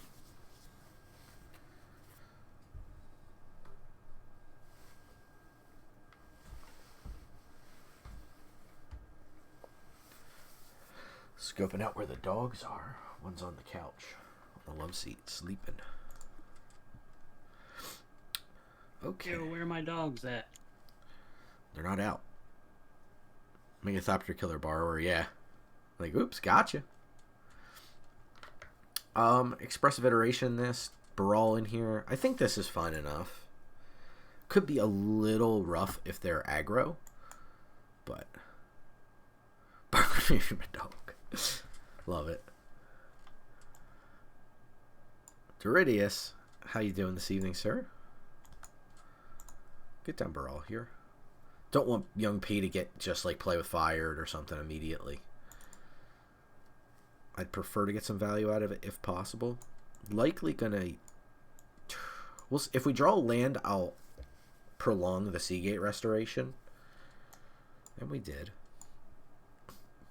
I guess I expressively iterate here. Seems like a lot of time to waste to Young Pyro plus iteration. One into our hand, I think, can be exclude potentially. It's all pretty bad though.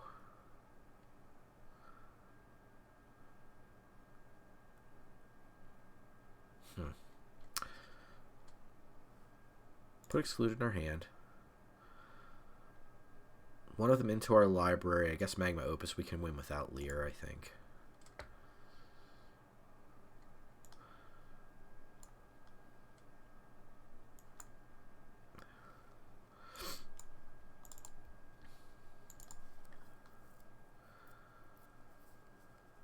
Shakedown Heavy.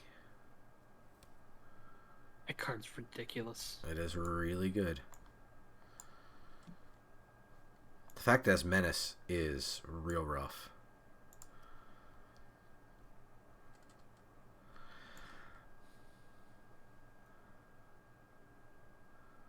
I think we just want hard evidence here. Makes the attack a little bit awkward with their Shakedown Heavy. I mean, it sets them up to play another good follow-up creature, which is unfortunate for us. But it makes the attack with Shakedown Heavy a little awkward that we just trade it like 2 tokens for a card. Blade of the Oni, quite a good one. And Crypt Breaker. Alright, good. We staved off the attack.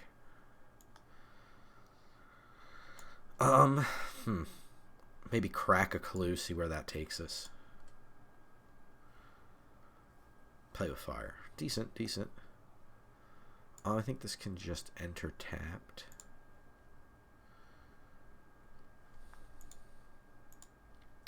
Maybe we want to pay 3 life for it. Then we can play with fire the Crypt Breaker. Or do we want to just get the Oni out of here? Yeah.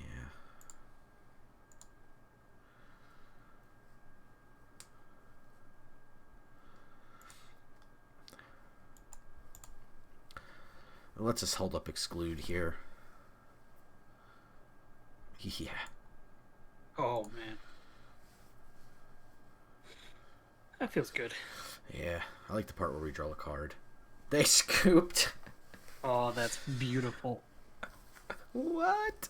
That's preemptive. You're playing best of 3. Okay. So opponents like curvy creature stuff, it looks like. Do you want to get any more information from us by playing the rest of this game? No. No. Yeah, I'll pass on that. Okay.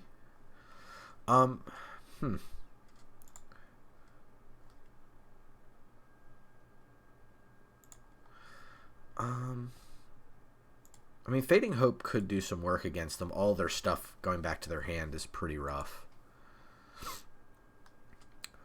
What else might be good here? Ugin seems a little bit ambitious.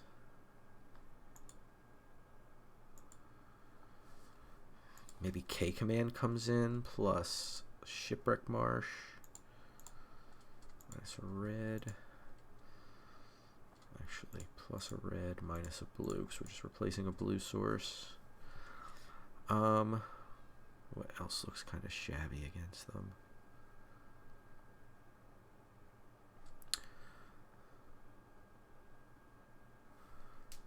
Row's a little clunky.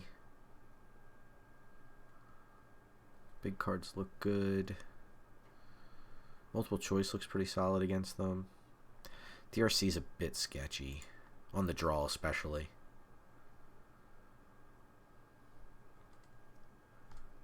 Could metamorph because they have Scarab God.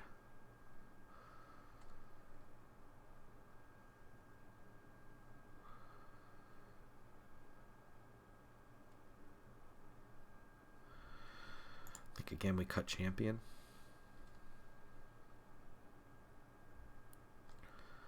Okay. Give it a go.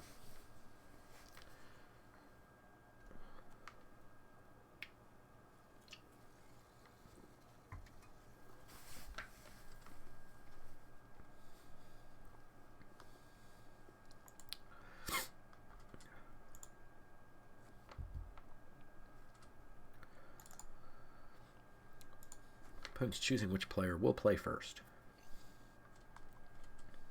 Good to know.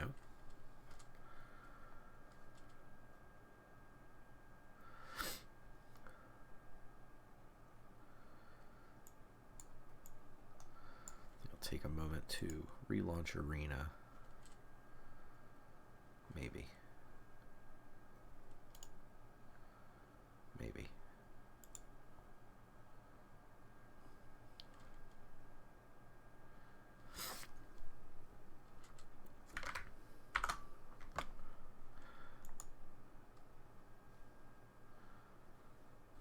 Do a little task manager. Check-ins. Nothing's crazy. End this task. There you go. Give that a second to... Yeah. Arena was running a little bit chunky. Happens from time to time.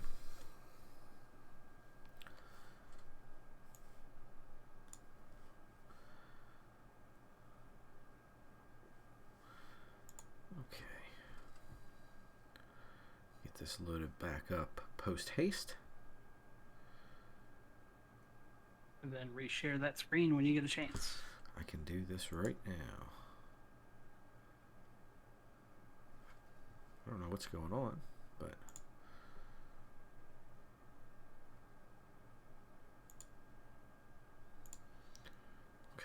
we go. Alright, opponent goes first.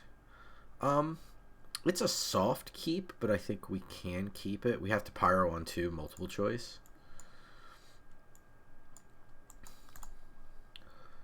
Probably on 3 to bounce their creature, make a token. Though we could Midnight Clock. It really depends on what they do. It depends on how good their curve out looks.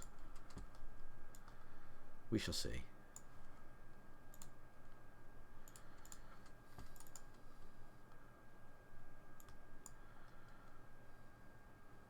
Everything seems to be running a little bit smoother now. I like that. Let's say you task manager. So, alright. Alright.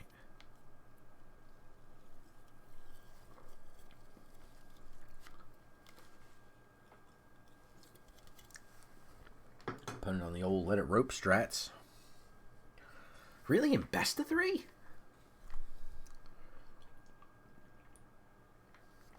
Maybe the first time. Maybe they forgot after the first game and then just left. It's the first time I've ever seen this in best of 3. Just PO'd and left, I guess.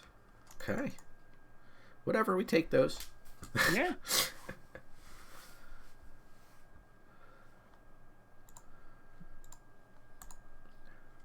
I'll claim my prize, certainly. That's a free draft right there. Some extra cards. A free draft right there. We'll jump into a regular one. Jared, are you good to hang a little later than usual?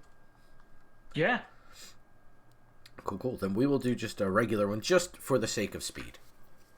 We'll connect faster. We'll get more games in. Again, not in love with this, but I'll do it. I'll do it. Yeah. All right. I already finished my one match I feel like playing tonight. Nice. How'd it go? I went 2-0, and I won the second game with Gary for 11.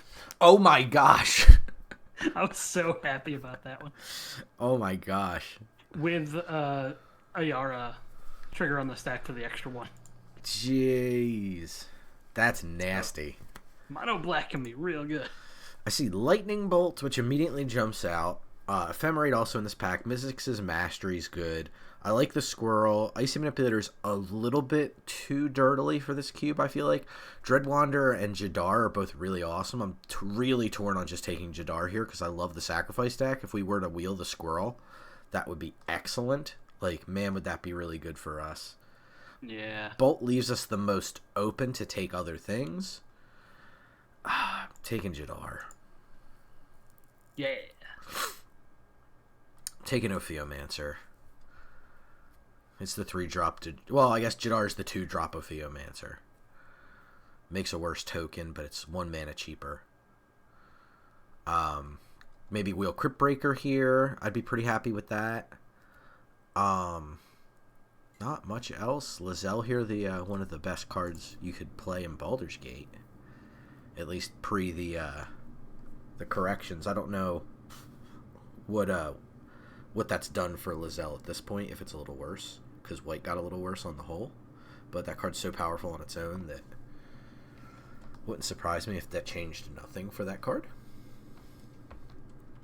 Coma, very cool card.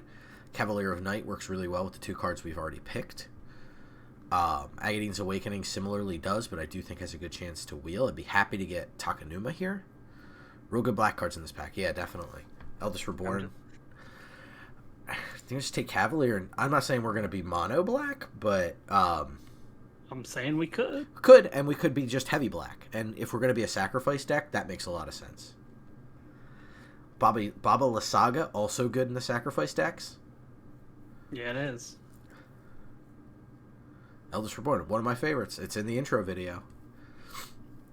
Umezawa's pretty good. Forsaken Crossroads is really good.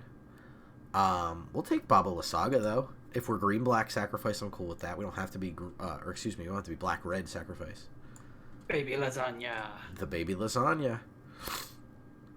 Follow that up with a possible Vraska, possible Deadly Dispute. Null Priest of Oblivion, also very good in these sacrificey decks. So as it sits, everything coming up Millhouse at the moment, I think we'll take Vraska here. That's pretty good, yeah. Yeah, I think it's a good follow-up. We got to pay attention to our curve and our interaction, so we can't sleep too much on... We're getting a lot of the pieces, which is really nice here. So what we want to make sure we get is interaction to go with it so that we don't just get run over by a really good card.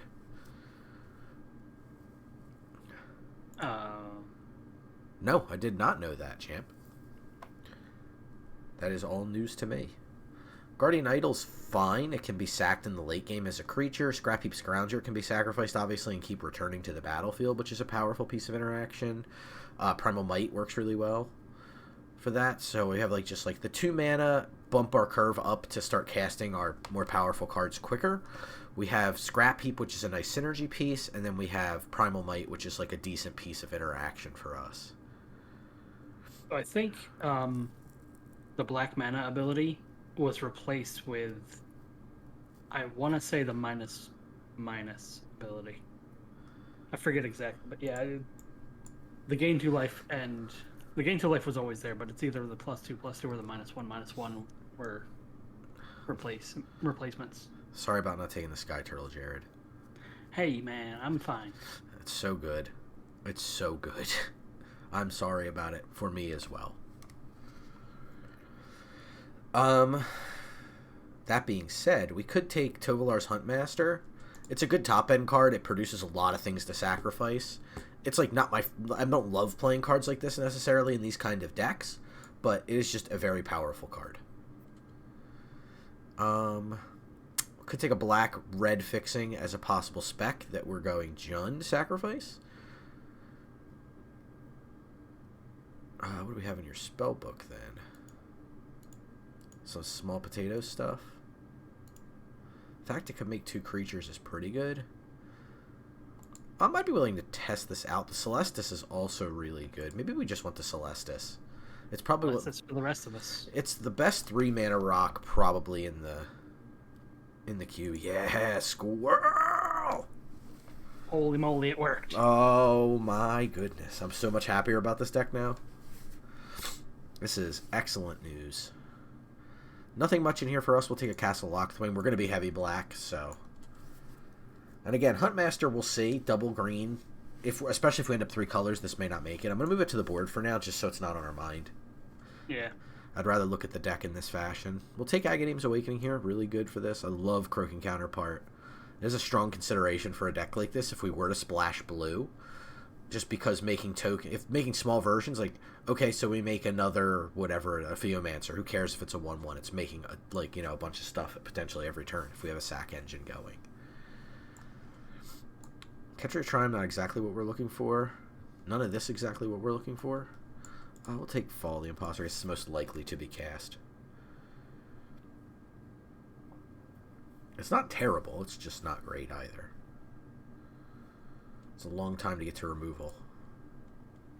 Making your creatures bigger is not negligible, but our deck doesn't care about that so much. Is Korvold in the cube? I don't believe so, but I have not seen Korvold yet. I know Yawgmoth is. That's my secret card I'm hoping to get here. Haggard Mauling, I feel like might be the take for us out of this pack.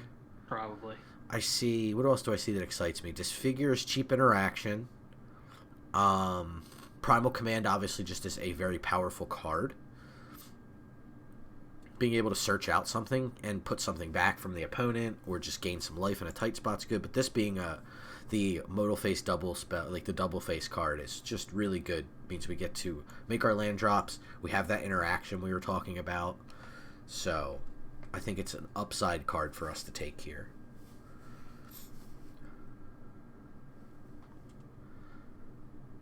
And I'm always happy to have a couple of the spell lands in the deck because then that means that we can play a little bit lighter lands, and these decks tend to be mana hungry, so you kind of get the best of both worlds in the deck building portion. I do not see Korvold. I don't see any 3-color cards actually. That doesn't surprise me too much. What do you Except do? for the Triomes. That's a cool ninja. Cool art too on that ninja. He's a liberator. I love it. I'm liberating this stuff. I'm not stealing it. Reclamation Sage is a good role player for us. It's a nice cheap card we can sacrifice. Blood Crypt if we end up with red cards. Massacre Worm probably is going to be the take because it's just a top-end nightmare for an opponent. Um, yeah, love to see Rexage wheel. Doubt that happens, but I'd love to see it. Malakir Rebirth is pretty cool when you're sacking things, but not a requirement. But again, something that's pretty good. The Ornithopter's not bad for us. It lets us ramp our mana. It's a creature to sacrifice, and it is a mana fixer if we have to dip into a third color. So I think I like that the best of everything in the pack. Rebirth being a close second, but maybe that wheels because it's a pretty low impact card. Yes! God damn it, you keep doing that. It's in the pack with Blood Artist, which is really frustrating, but I'm taking Yawgmoth over Blood Artist. It's a double black card, so it may wheel, but I don't fucking care. There's your boy. Yeah. Gear Hulk, what does this do? Draw 2 cards, then non-land cards in your hand with mana 3 or less. Game when you cast this, lose a life. Pretty cool, draw 2 cards for 2. Sap Vitality's really good. 3 damage to a creature or planeswalker. And then a creature in your hand perpetually gets that pump. That's really good. This is tough. Gear Hulk is a fucking beating. But we just picked up that Massacre Worm earlier. I think we have to take Sap. Between the Cavalier and the Massacre Worm, we're kind of filling the role of Gear Hulk already. Yeah, we got good, decent high drops. Yeah, and we just want interaction and to not die to and like I said, aggressive decks tend to be a little bit more heavily represented in best of one. Shit, some good stuff here. I think we're just on foul play though. Cheap interaction stops us from dying quickly. I mean, I keep saying that, but it is the thing I'm the most concerned about. Graveyard. Would you like Gerd? Skurbgerd. Skurbgerd? I like him too. It's good when we're sacking a bunch of stuff to make a bunch of zombies. We're not like we could potentially play blue if we get some blue-green or blue-black fixing. We could just take Trespasser. Yeah, we're gonna be making them sack stuff, so mucking with their yard doesn't hurt. Pilgrim's Eye, Blooming Marsh, or Junji.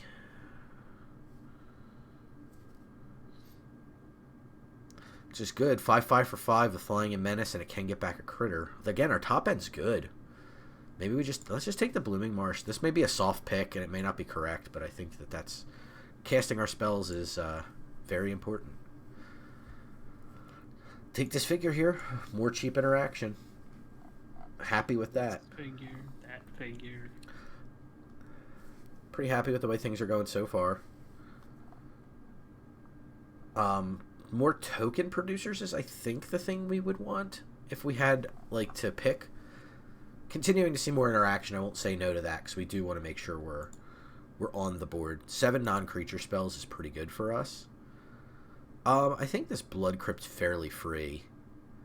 Yeah, so, nothing really else going on. Yeah, I'll take that just in case. There's the Malakir Rebirth. We'll take that. I'm going to put it in the board, because, again, I don't want it to necessarily impact our decision-making. But we'll take the black card. I don't think we're not really gaining life. Obviously, we passed the Blood Artist. That'd be the thing that gain us life. There's that Painful Bond, but I think I'll take Circuit Mender. Does stuff coming in, does stuff going out. Lets us sack it. Gains us life. Priest of Fell Rights, I suppose.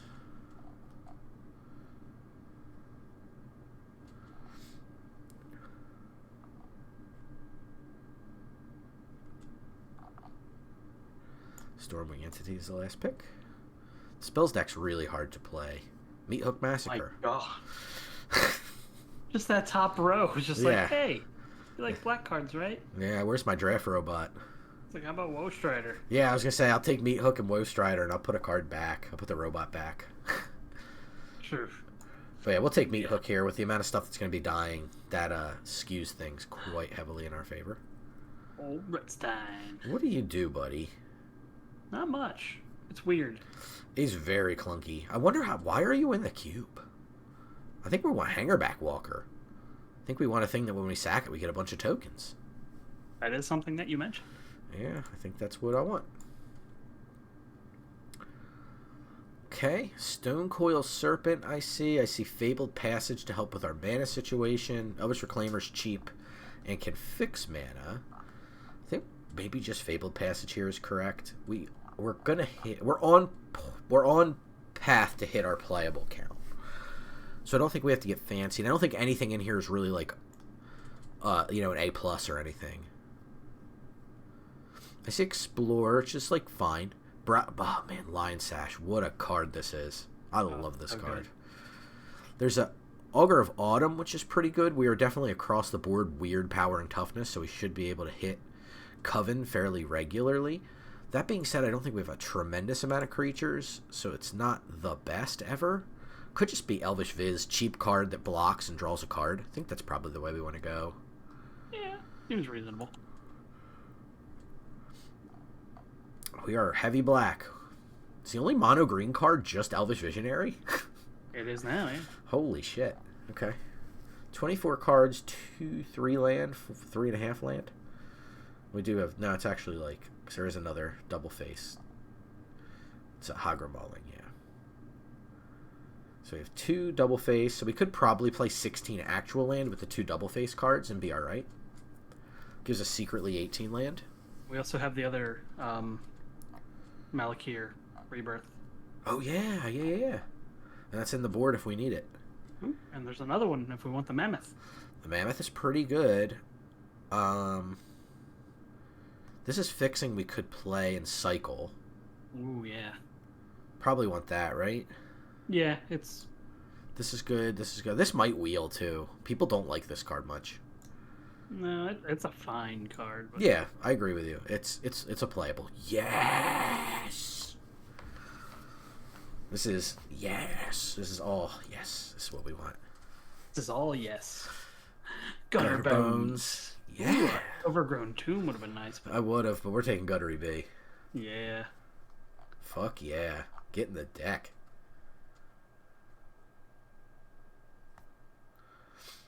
Pretty happy with the way this deck came together. Elspeth's Nightmare now? Well, I think that means we could maybe drop Elvish Visionary and continue to keep the green count pretty darn low.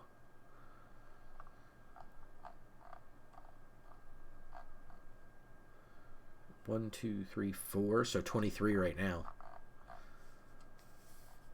We could potentially play one more if we want to. We don't have to. Fuck yeah, but we will. Tough to pass Gonti, who's also excellent, but was... I also got Gonti.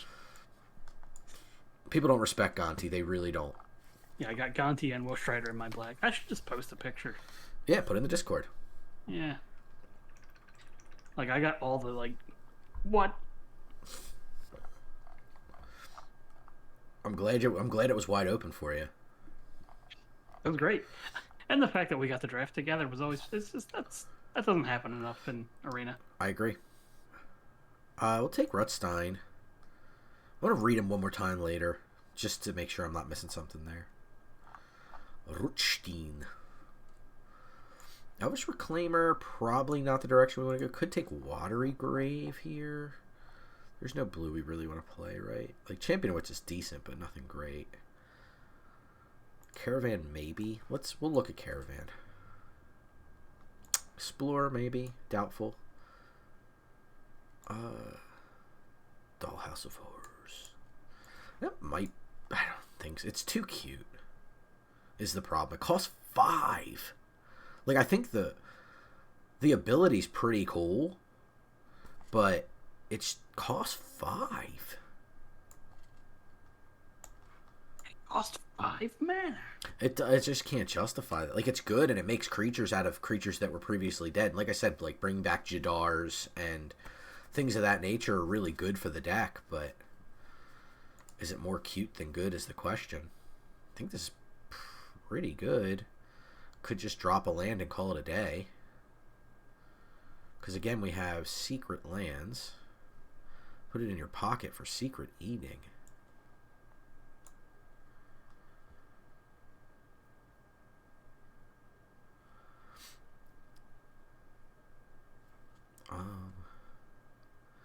The only card I'm squiffy on is just Foul Play because it can be really limiting. But we also have the Celestis that makes mana. I forgot about that.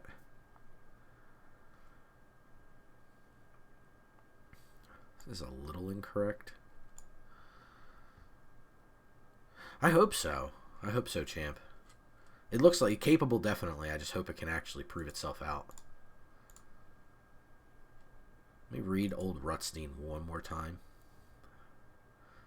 I don't think we want Rebirth. I don't think we want to trade that for a land. When it enters the battlefield, or at the beginning of your upkeep, mill a card. If a land card is milled this way, create a treasure token. If it's a creature card that's milled this way, create a 1/1 green insect creature token. If a non-creature, non-land is milled this way, create a blood token. So it's capable of making... why would I want to craft that? I'm just trying to see the tokens. But anyway, I think it's just a little too slow. Like, it could replace the Celestis, potentially. I don't think we have any recursion. Like, just the stuff that recurs itself naturally. We don't have any, like, we're not playing reanimation spells.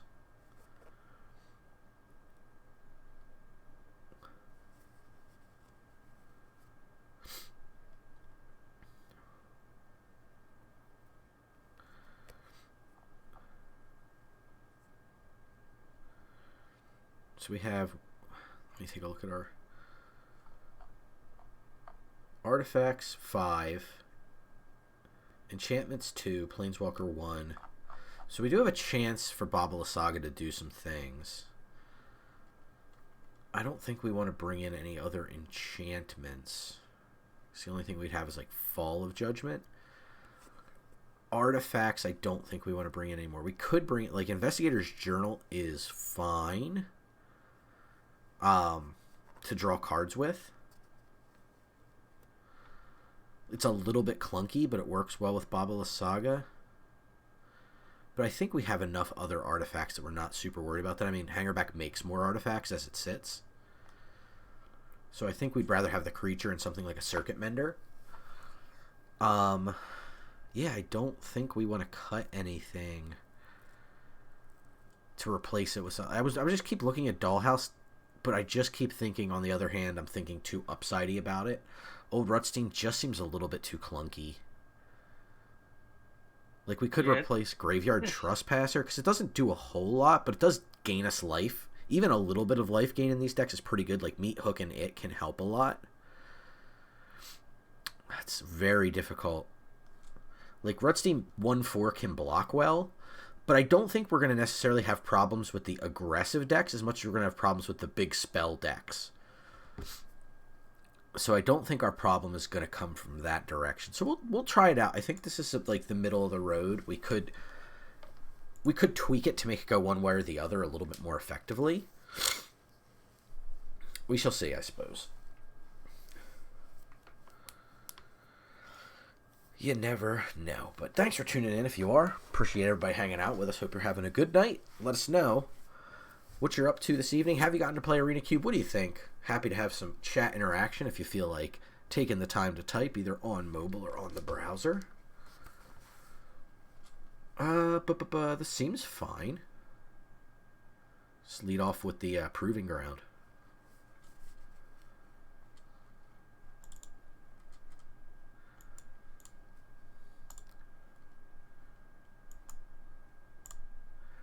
And we have follow-up Scrap Heap Scrounger into Woestrider, into Vraska down the road. Alciad. Could just get rid of that now. Yeah, let's just get our value here. We don't want to get aggroed out of the game. I keep saying that. And get a clue. We know it works.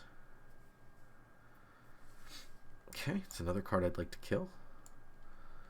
Let's play Woestrider. We're still playing on curve, so there's no need to jam the Celestis yet. Luminarch Aspirant dies to Vraska, as does Adeline.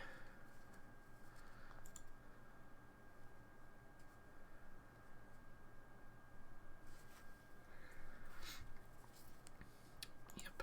And we definitely got to kill Adeline on our next turn. Meat Hook. Makes me feel all warm and fuzzy inside.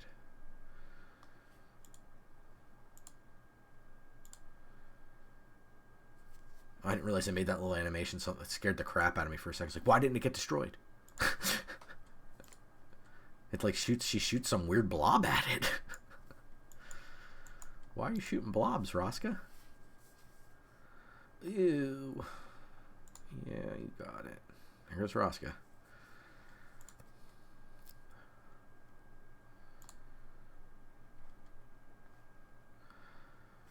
Yes, yes. We all have Derringers. Ugh, Legion's Landing. Come on. I do want to wait to meet Hook, obviously, as long as I can. We don't have to worry about... We don't want Legion's Landing to flip, so it's kind of this delicate balance we're trying to strike here. They should put 1/1 counter on Vampire, shuts off an attack from us. Priest of the Forgotten Gods is pretty darn good. The question is, do we want to use it knowing we intend to meet Hook Massacre?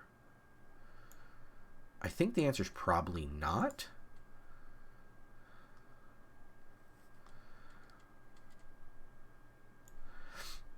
We can add to the board. I think we're just better off cracking a clue, though. We didn't make our lands, right? So I'm going to crack this clue now. There's Castle Lochthwain.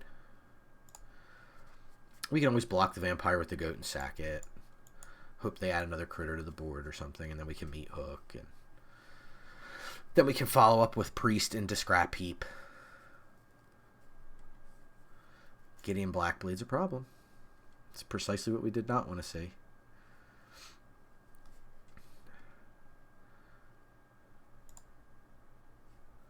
Probably Vigi here.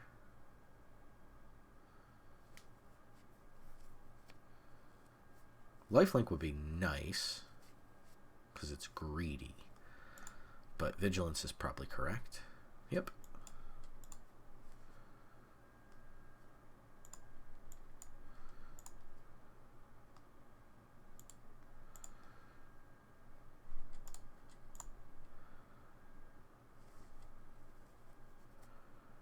Jadar. Jadar's not bad here. It's just not fantastic, but we do have to work on setting up post meet Hook.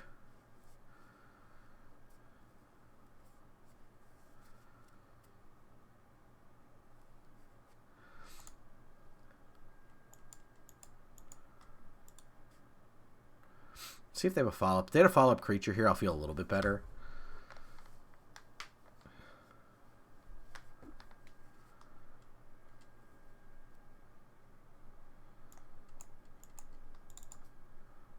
Don't know what they have because they're not going through damage. They have a pump spell? Gotta be something.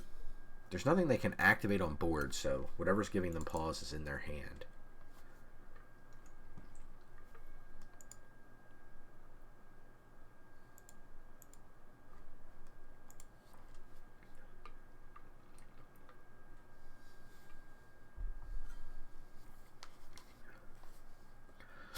Pump up the volume there.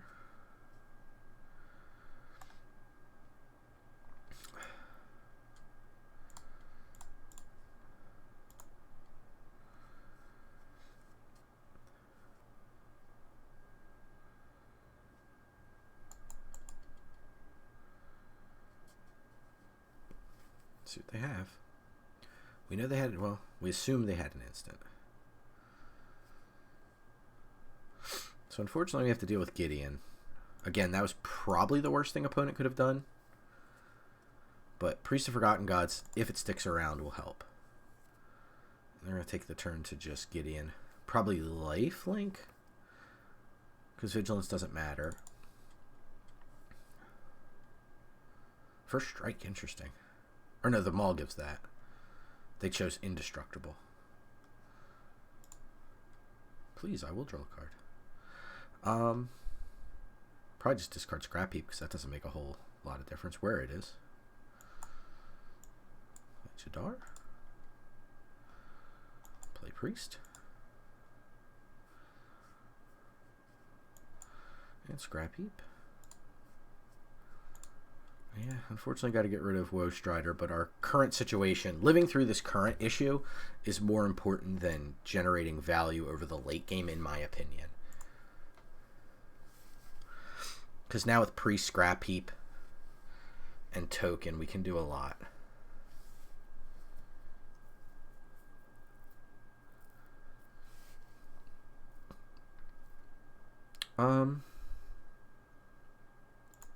Yeah, I'm willing to take something. We don't need swamp here. The nice thing is, if they want to maul us, they have to keep paying a lot of mana for it.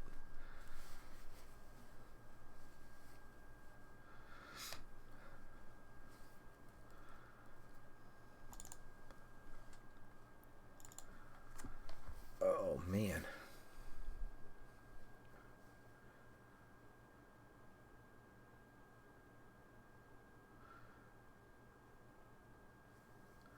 I hope they don't have removal for priest. They keep hovering over it.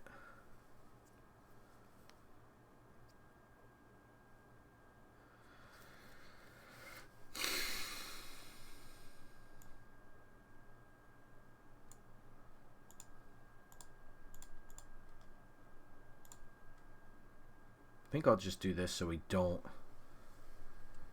have that permanently lose all of its abilities.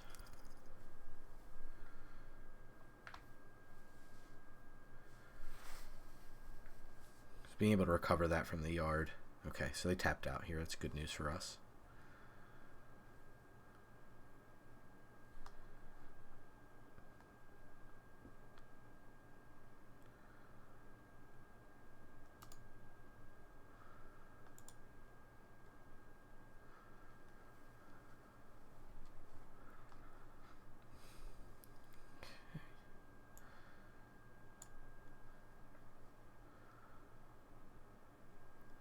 Could castle here.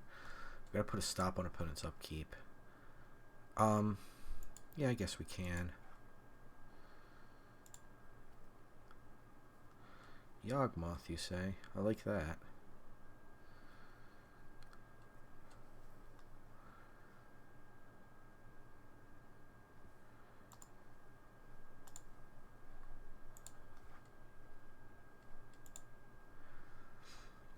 Two, five, six could go with Gideon to knock it down to 1 loyalty, but I don't think that's how we're going to end up getting rid of Gideon.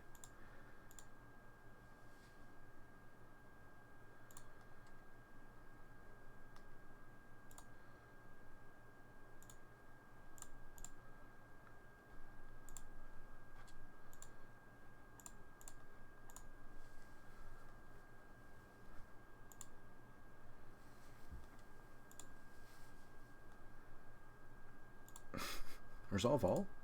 Does that button actually work?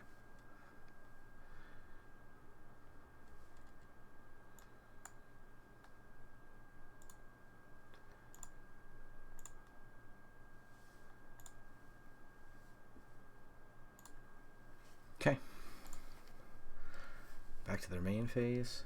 Teleportation circle with no creatures out.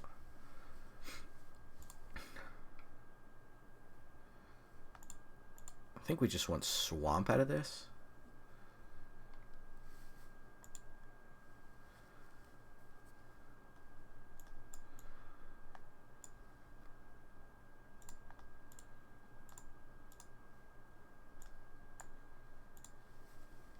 Okay, we'll play Yawgmoth. And I don't think we need to Elspeth. Yep, that's going to be Crack a Clue.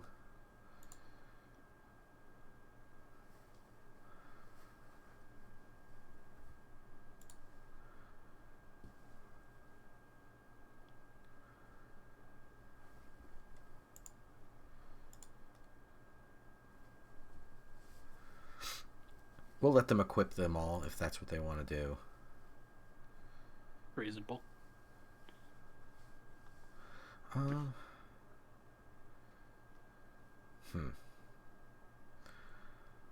We could get them with the... That way they're not getting clues all willy-nilly. We lose just Scrap Heap. I think that's fine.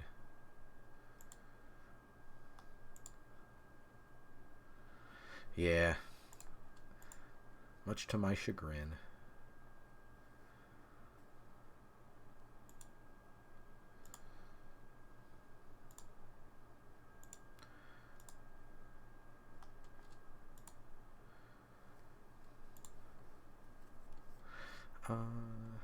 Yep. Theomancer's a nice draw here.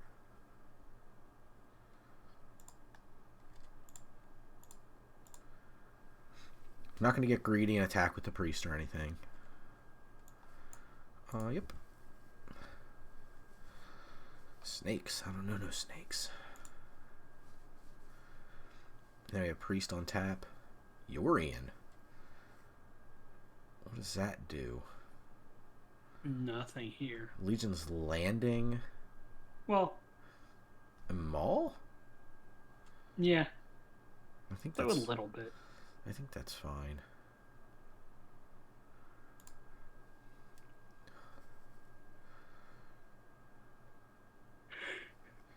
Do we want a Theomancer Snake to get rid of the Urian? I don't think so.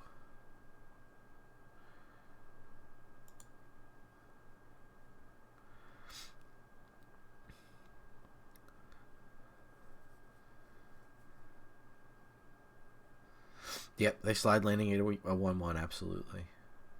But we get to sack Snake, that's kind of free.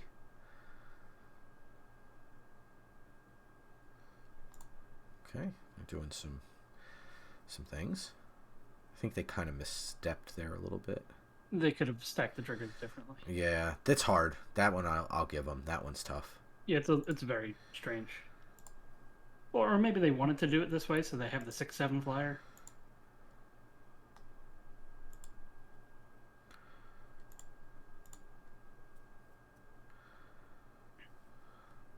Okay, they've had enough.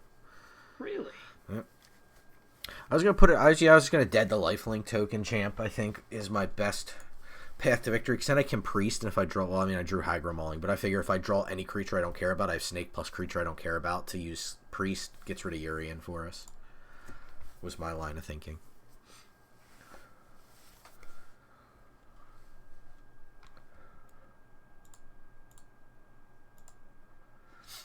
Okay, it's 1W. I like it. So far, deck's working well. Managed to stave it off. Yeah, I think so too.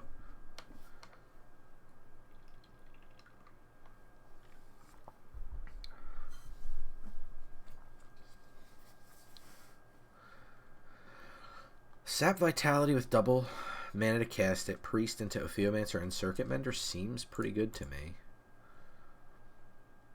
Against Forest, I like that. Lovestruck Beast, I like less. Yeah, But it's not good. we can sap the 1/1, make it so Beast can't attack, hopefully. It is on the edge of Breakfast Machine, you are right.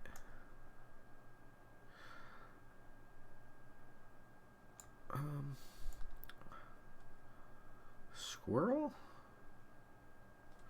It's a little mana, and if it will play Priest against green, they might be mono green, or at least heavy green, and maybe they don't have a removal spell immediately. Okay, yep, they're just on Beast here. That's good news for us. That's why we wanted to wait to sap, because we want to make sure that... And now we can sap plus Squirrel.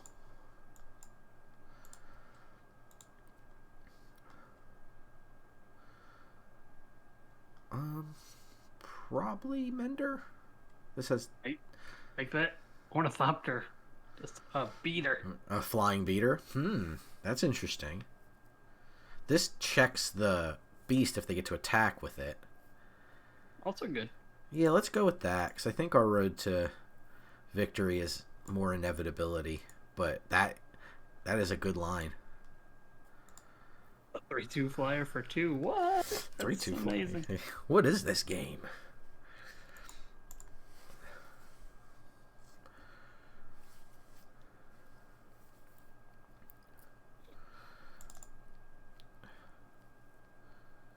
Next turn, probably looking to either Mender or Ophiomancer. We'll see what they do here. This is going to probably blow up our Priest. Or the Squirrel. We shall What are see. they afraid of? Red. I didn't expect them to spend another card. Whoa, okay. Well, All right. Well, that's certainly something.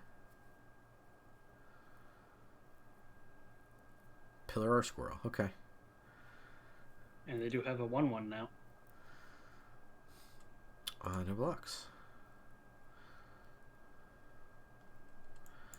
Meet to hook.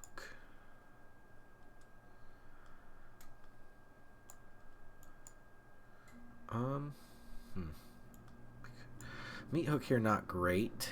We could circuit mender. It's probably the best line for us. Yeah. Let's attack Chandra.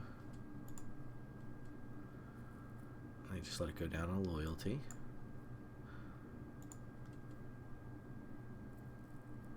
Because if they want to use Chandra to blow up Circuit Mender, then we get a card out of it. Equally, if they want to attack with Lovestruck Beast and we block, we get a card out of it. So I feel like we're up a card and a loyalty counter, or multiple, 3 loyalty counters. We're up a card and 3 loyalty counters, or we're card and an additional card. So I feel like Circuit Mender's going to do some work on this board. Okay, 4/4 in the air.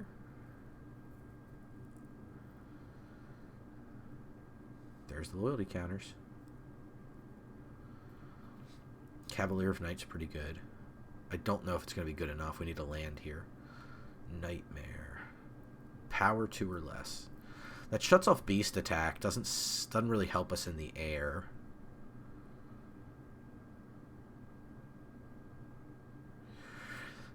I think we still have to go for that. The no mana is what's kind of killing us right now. Yeah.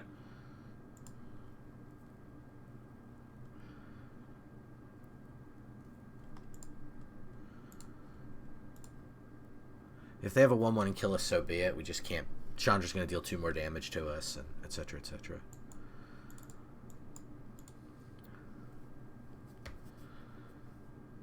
Yep, that'll do it. Right? No, it's +2/+0? Or +2/+2? Okay, so we're at 1.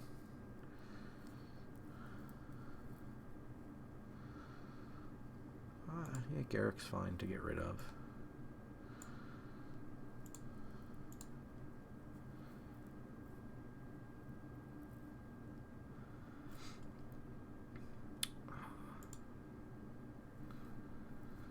We can go Ornithopter to block and then play Ophiomancer. Meat Hook's only good for 3.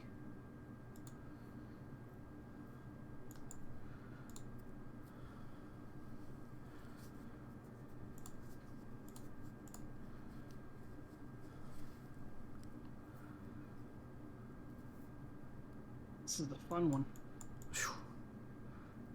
So what you get in best of 1. A lot more aggressive decks. Okay. You get a clue token. So they can make Tireless Tracker attack here.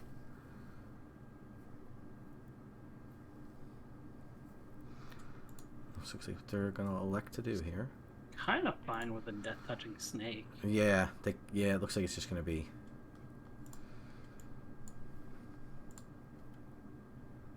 Trample. Does it have trample? Yes. Haste Flying Trample, yeah. Can't really do much about that. Nope. I just realized, I was like, uh-oh. Yeah, it's okay.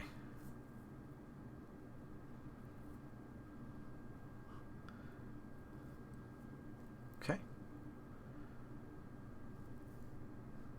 They got us. Yeah, I think Mana Stumble for the turn there was pretty critically bad. Because had we cavaliered, it would have been, not like the board position would have been phenomenal with Helana and Elena out, giving everything haste. But I think it's a slightly more serviceable position, but it's what it is. Didn't quite draw enough of our early interaction.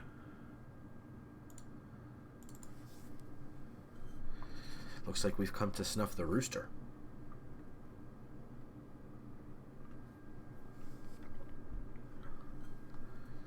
Jared left the stream. I don't blame him. I see.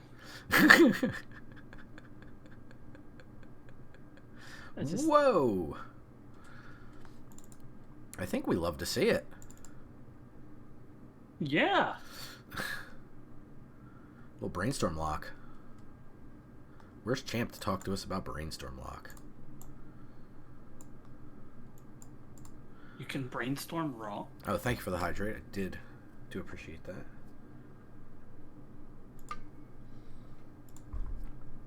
Okay. That's a pretty good one here for us, I think. Never mind, I was gonna say, are we gonna sap vitality, but then we didn't. No, I think we're fine just getting something on the board. If they hit us for one, so be it.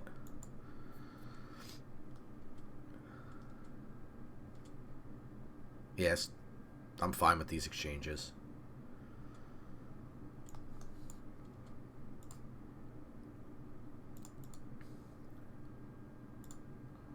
I'm just going to establish a board state that, like, if they wipe the board, I don't care. If they counter a Circuit Mender, I don't care. Yep, just Distwari Disruption. That is totally fine with me.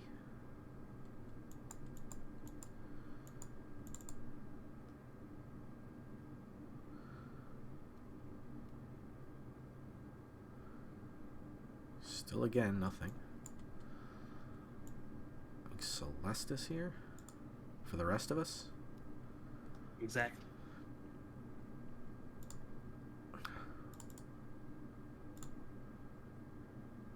Fine with me. What do you do?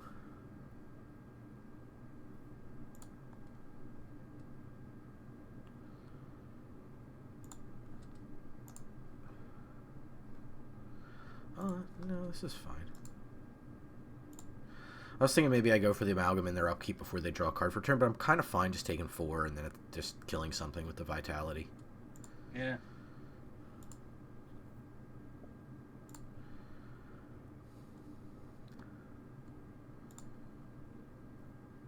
Like that? I think so. Could just disfigure that, though. Yeah.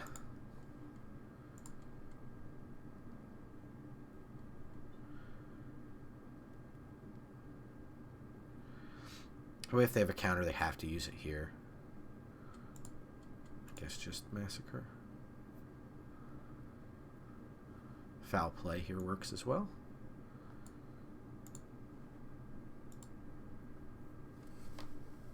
We don't want to play, or we want to avoid playing 2 spells in a turn if we can help it. I mean, right now it doesn't really make a difference. I just mean for their conniving off the Shredder. That's true. Okay, Baby Lasagna. We have a Disfigure at the ready should we need it. Make a treasure token. Yeah, you got it. What are they itching to cast that badly?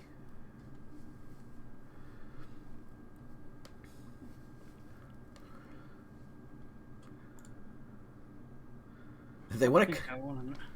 They want to connive so bad, so they have a 2/4 blocker. They're like, man, I just gotta keep attacking with this damn Shredder. All their mana again. So we're into what's that card, Jared? The 6-cost instant that like counters a spell, makes a copy of a Sublime Epiphany. A Sublime Epiphany. What do they have in the yard here? They have the Magma Opus. That's what they're going for. Yeah, I think that's fine. Nothing we can really do about it. Yeah. It explains the discard.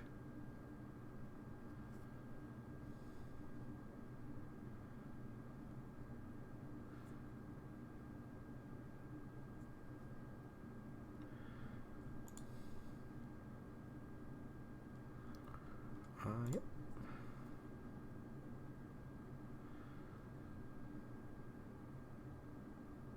And they discarded a land because they didn't have anything else, so it doesn't get the counter. I think we're good to draw a card. What do we want to discard here? Massacre Worm looks kind of shabby. This figure looks equally shabby. Yeah, it does. Okay. Could just do... Well, if we do that, we could play a 2/2 Hangerback or Baby Lasagna. Yeah. We'll go with Babala Saga here.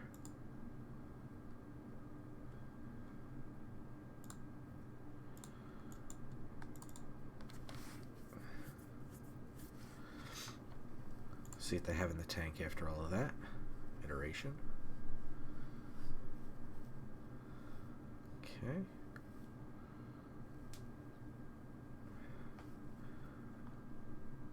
Adversary, they can kick once. Nothing too powerful. See what they do with conniving. They're less worried about the 2/4 now.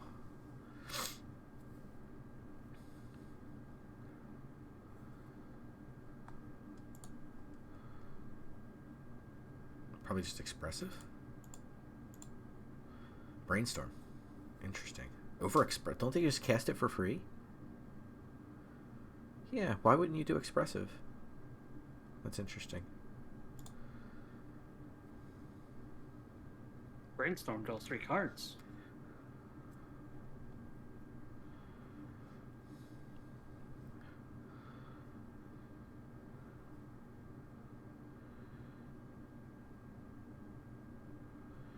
I guess we trade for token.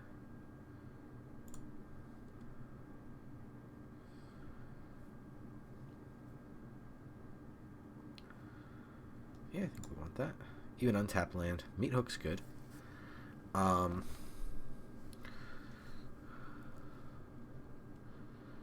Probably just Hangerback Walker? Probably. Because right now our Meat Hook's for 4, and that's not that good.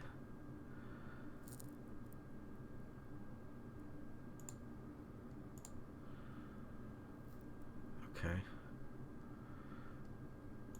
Like that. So we're still just going to go enters tapped.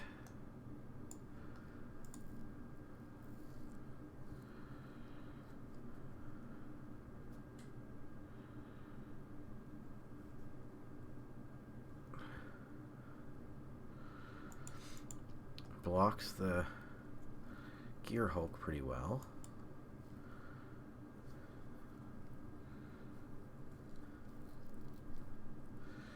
Chandra can't kill that.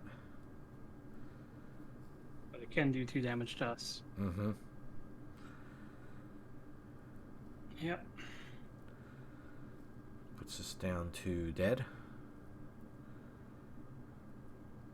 If they do it right.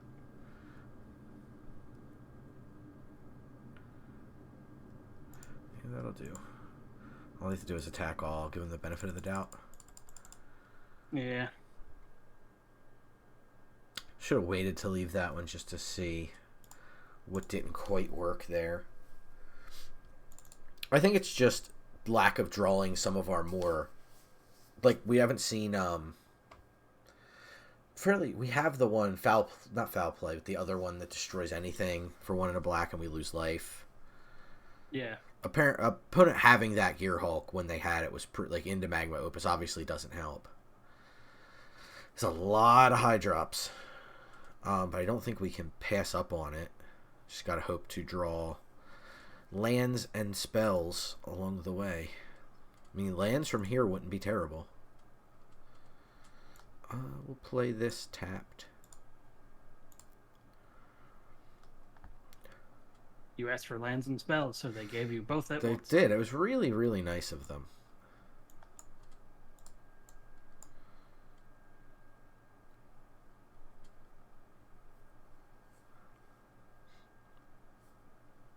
Midnight Clock makes sense.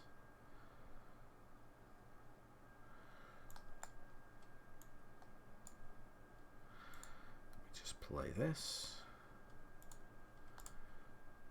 Destroy that Midnight Clock before it gets out of hand. With her weird little blob, no attacks.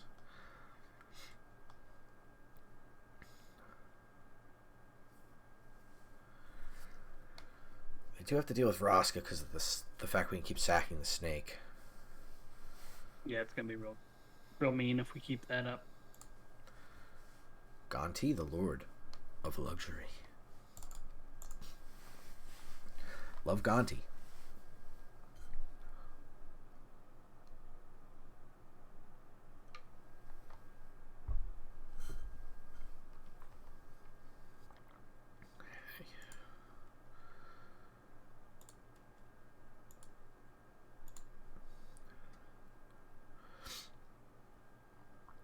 Okay. Don't want to do that. I want to play the Proving Ground.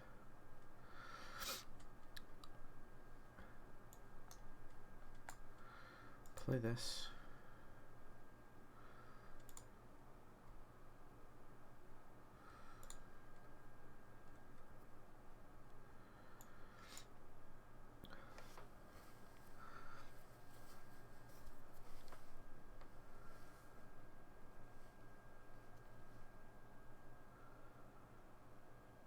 Okay.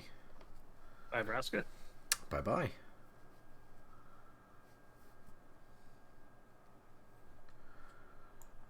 think we just want Cavalier. Could be playing that into a counter spell, but I don't know if we care so much or can do much about it. Not so much.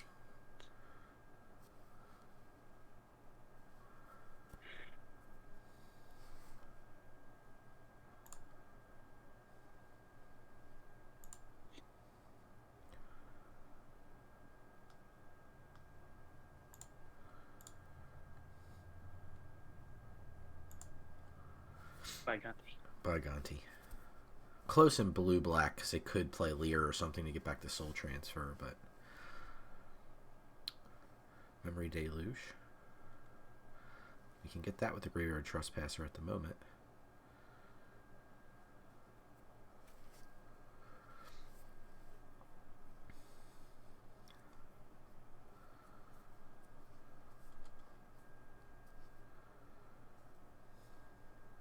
Six mana here.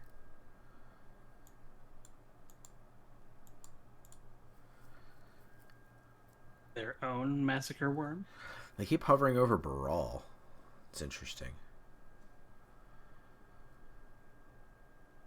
That feels terrible.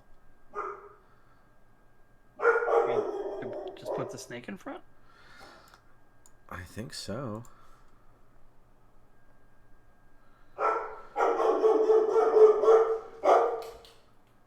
Bark, bark. Yeah, Sam's here. It's gotta be a board wipe here, yeah. That's fine with me because we have Cavalier, yeah. So if Cavalier dies, we get back. Prayer here. It's not a bad deal.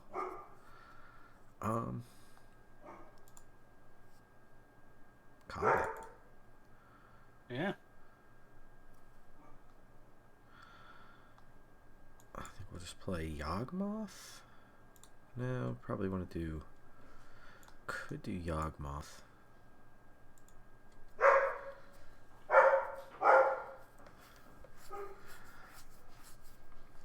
Question is, do we want to sack Cavalier to exile their Memory Deluge? I don't think so. If they spend the whole turn using Memory Deluge, that's kind of a win for us.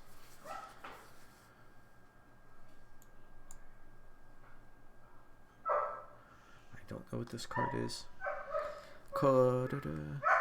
When it enters the battlefield... Return target instant or sorcery from your graveyard to your hand. So, okay, let me go to here. Enters the battlefield. Okay, so I guess we'll see what they target.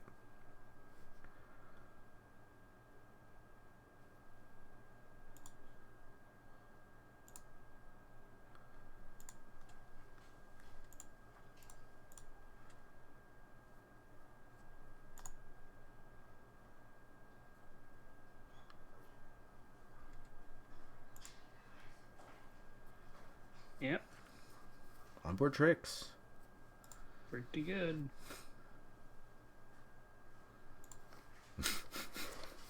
Sorry, Oppo.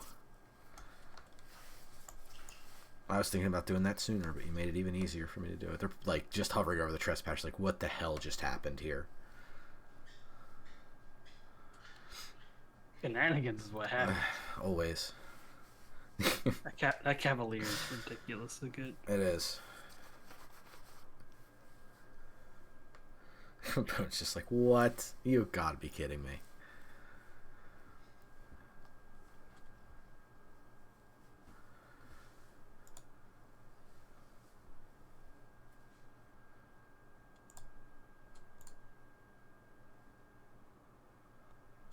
my turn, they tapped no mana. Interesting. Hi, dog.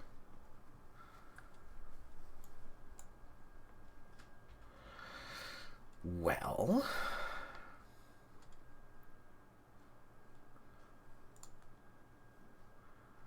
guess we attack. Would you like to pay 7 now?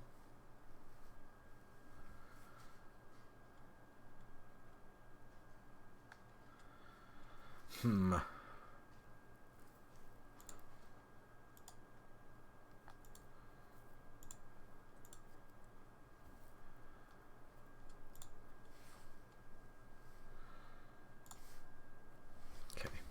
Gets that out of the way. Follow-up will be Baba, I think. Probably.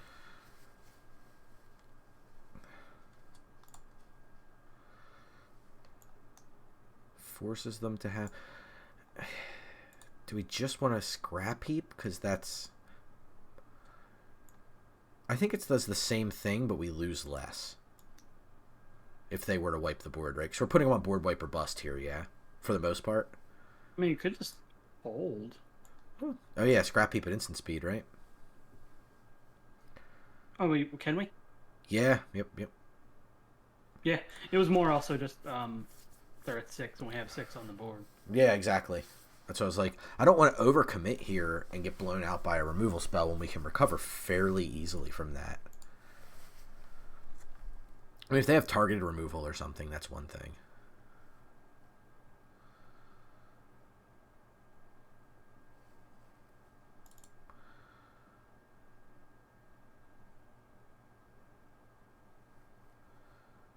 We can always castle at the end of turn, too. Mm-hmm. So, be a bit of a hit, but we're at 25. Yeah.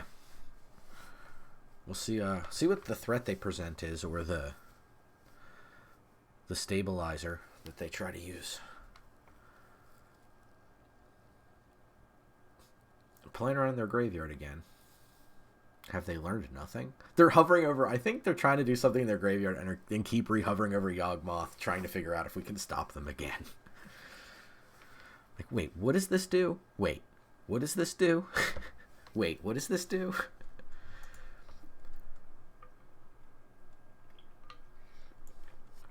I think our scrap heap here seems better than just a card. Like, seems better than the card like an average card we'd draw. Yeah. I'd take a 3/2 with haste over whatever we draw normally.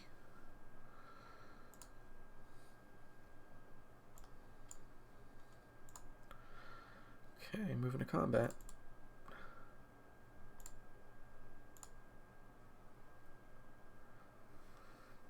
Okay, languish down.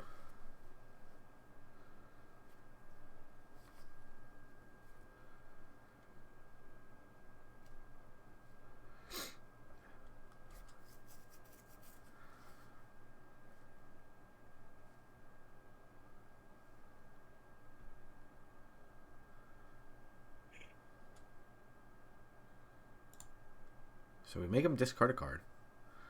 And then we sack this to Yawgmoth.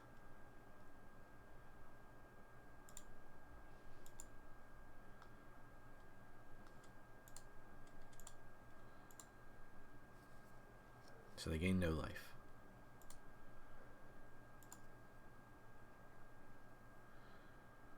Nothing in our hand. We just hook them out, right? Whenever a creature we control dies. Yeah, that'll do it. Yeah, we just do meat hook for 2.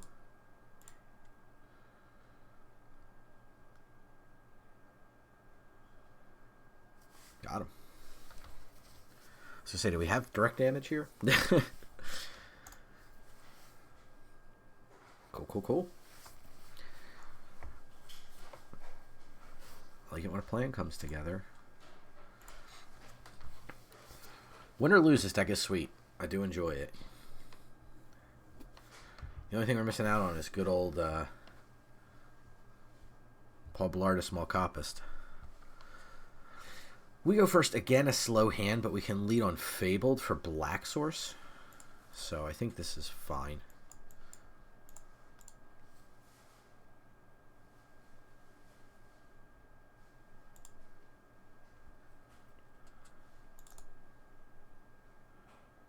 you do precisely?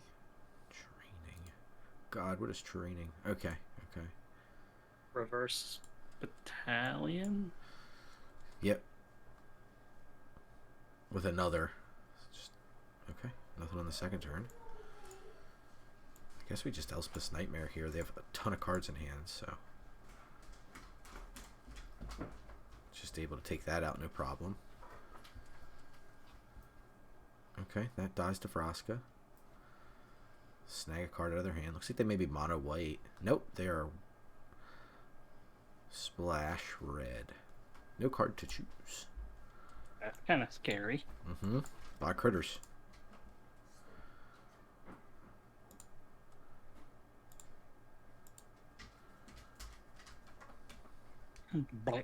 It's so, like, for whatever reason, it makes me super uncomfortable, like I didn't give the right command or something. It's like, crap, why'd I do that? Crap, why'd I do that?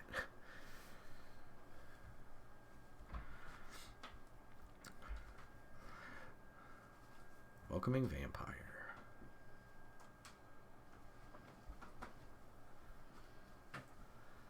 Okay.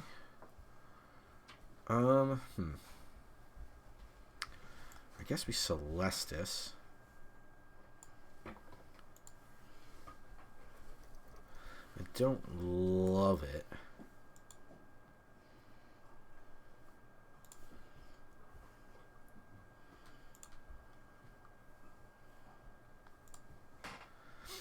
But it lives through a Welcoming Vampire attack. Blade Splicer. Blade Splicer. Gotta figure out how to beat this Brutal Cathar. That's kind of the card that's the sticking point here.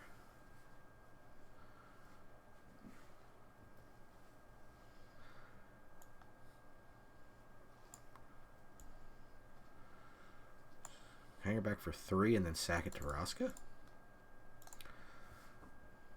Yeah, I'm okay with that.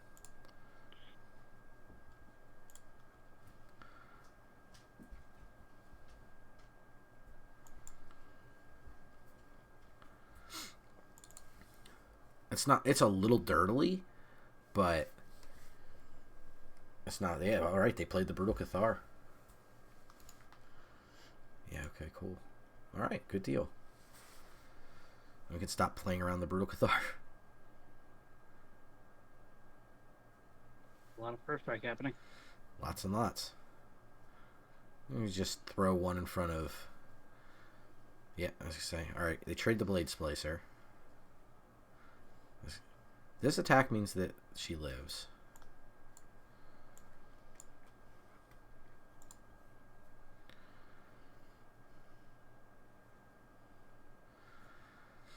Okay. Circuit Mender.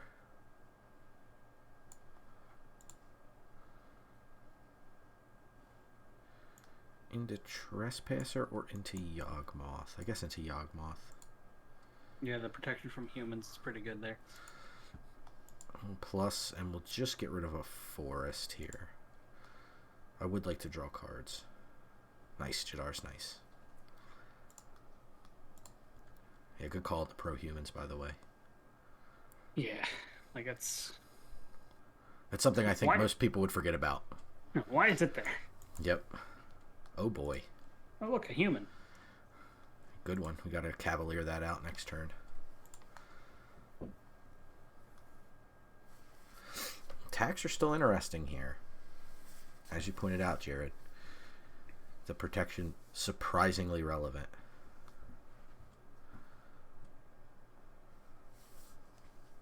All you need to do is send Welcoming.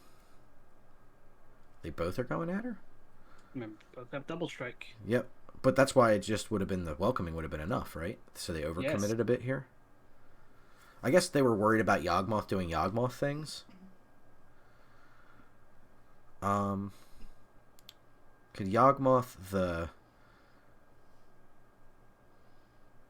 I don't think we need to do that, though. Could block... No, there's no need to do any of this. I think it's all just a little too fancy. Yeah, I think we just kind of gotta let her go. Yeah, I agree.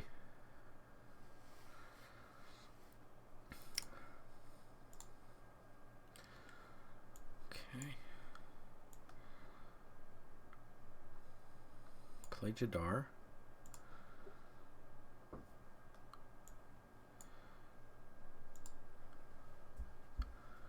Sack Circuit Bender.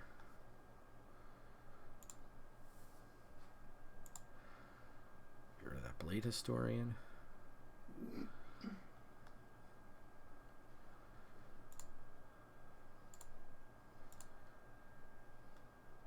Okay. Now I have a Decayed Critter to sack. There's the red. Okay. It's a good card. All land. Wow.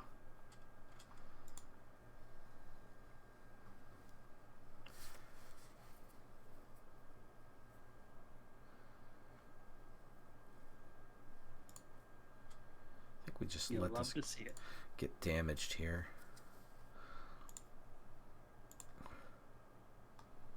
Let's get rid of Thalia.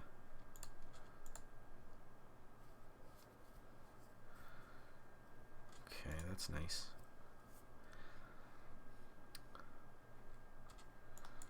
Okay, let's get rid of the Welcoming Vampire to prevent them from drawing a bunch of cards with the Showdown. How does the Scald work? Or The Showdown? their saga? Yeah. So, fun fact: if we proliferate that, those will go on the stack now, and they can't use them later. Interesting.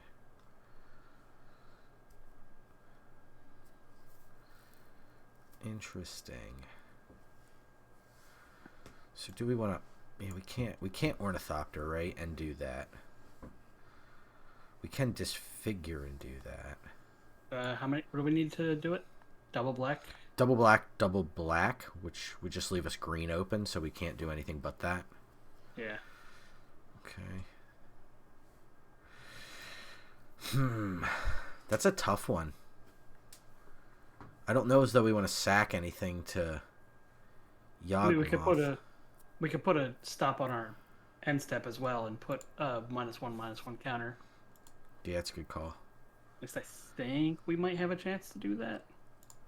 So we could sacrifice the Decayed Zombie, and then proliferate. Yeah, you're correct. Can we just take out the Brutal Cathar here? Yeah, I like doing that.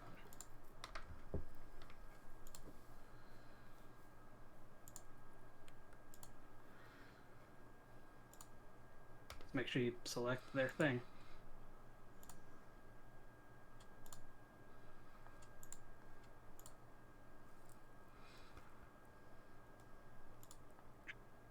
Probably like, wait, what are you doing?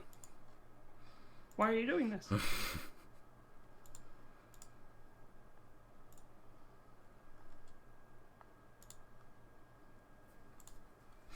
rid of that. Yeah, I think that's a fair... We trade an Ornithopter and a Forest for that. I think is a pretty square deal for us. Yeah. Because they could have... Like, that's a pretty powerful effect. Yeah.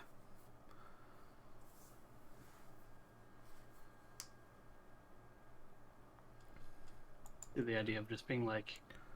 Forcing them to not be able to use it's kind of funny to me. I agree. Glorybringer. Das bad. That's very bad.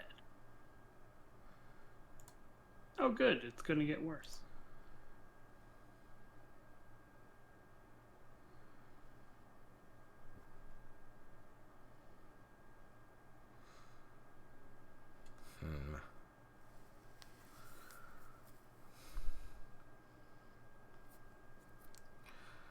At 20 life, you say?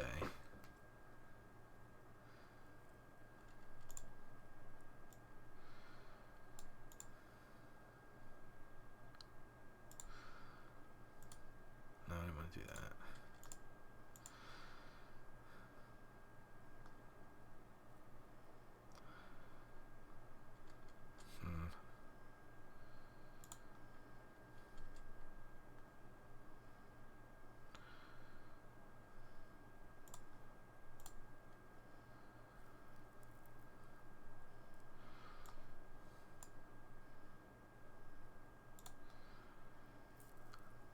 Timeout used in the middle of the rope. The rope is evil. It just doesn't work the way you want it to, and works often the opposite. All right, so what do we got here? What do we want to take care of? Well, let's draw a card first. That helps.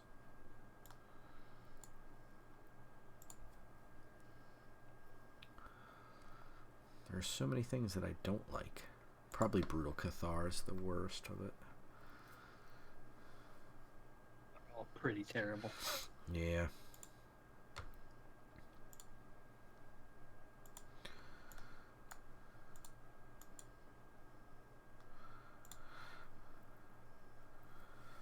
Okay. Got a long road to hoe to get rid of this Glory Bringer.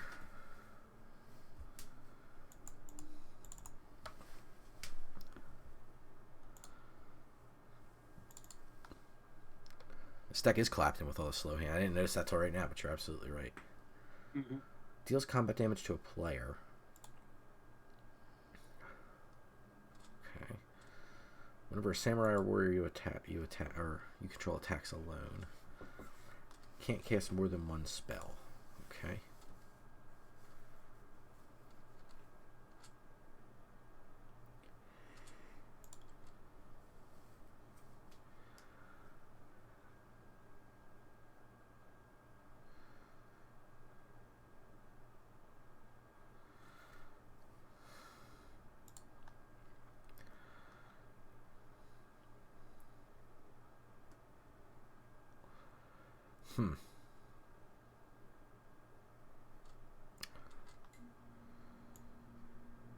There's no other creature I want to throw up with this. I would prefer to get rid of something like the Blade Master.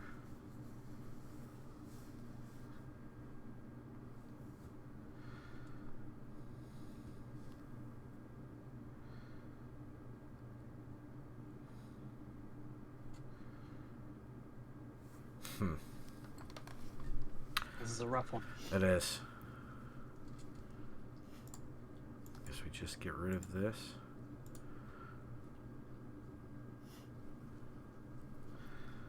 Okay, that helps. That's good. Get rid of the Archon here. First time chatter. Sahar 0592. Good morning to you. We're an hour away from morning here on the East Coast. This is tough. I think we... Shah? Got it. Yeah, you missed the first H. But they're an H. I was like, this is hard. That's H right there.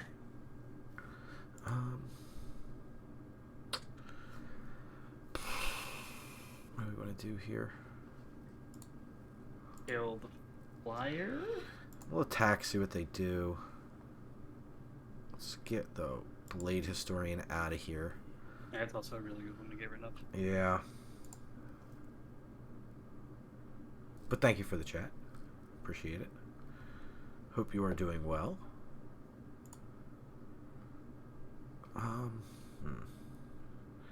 We are playing Arena Cube, which is kind of Magic curating all the best cards in Arena, all the way back to Historic, and letting you play with them.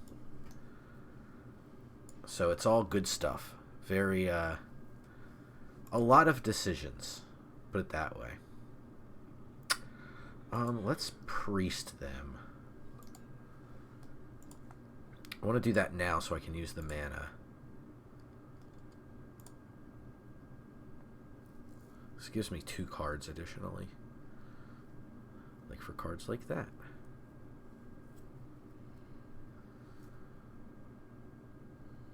Did I cast a spell this turn? No, right? You have no tapped mana, so I'm gonna go with no. I don't think I have.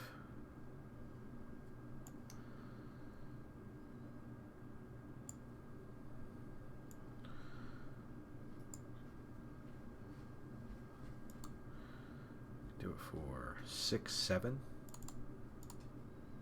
I mean, sure. I guess I could have done it for more.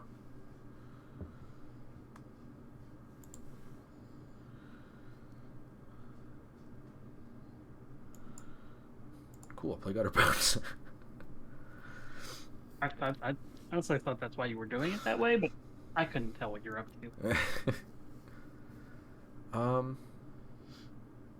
Decline, I think. I don't want to lose the sap vitality. That's pretty nice.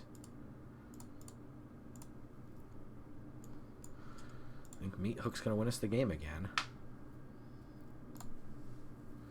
Especially because we can just Woe Strider things away at instant speed. A singing and dancing sword. Put it on the all teeth, no toothbrush.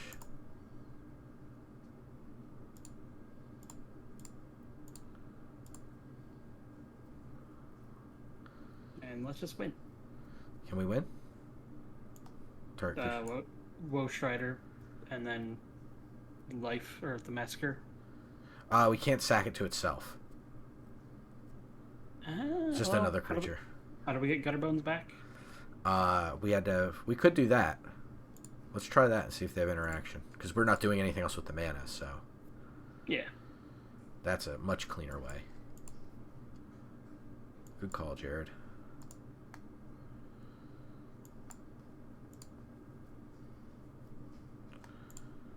Okay, they got the message. Very nice. That was close. That was very close.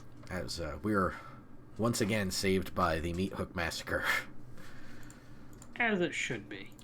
But we did a nice job of setting everything up. They played a lot of critters, but we did a nice job of battling the board down, I think, and kind of maximizing. Yawgmoth looked insane there. Like, that kept us alive. When they revealed their hand and had 5 creatures and no non-creature, non-land cards. Mm-hmm. But it was all creatures. Yeah. I was like, what? No, we can't make you discard those. No. Now we're playing Magic against a futon. Squirrel into Scrounger into Nightmare, potentially, depending on how the mana situation works out.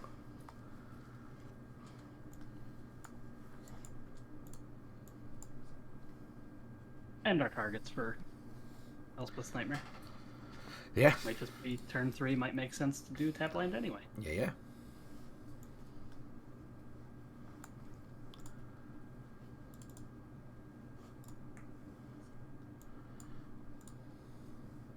Scrounger.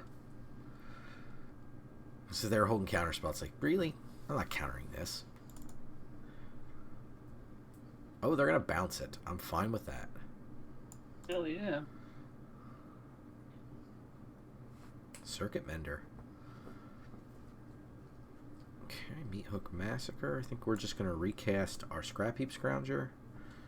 Play the Proving Ground. No attacks here.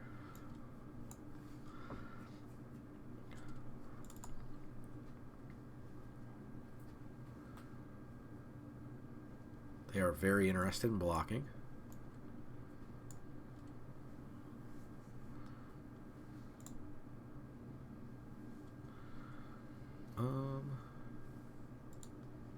Yeah. I can sack the squirrel.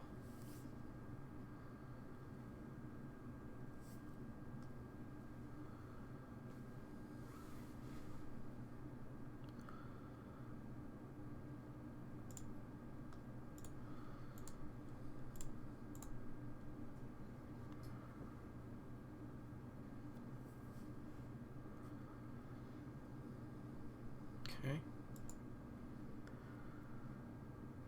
We'll just disfigure the Brazen Bar when they flashed in. You're a good little squirrel. That way they don't get ahead of us in tempo.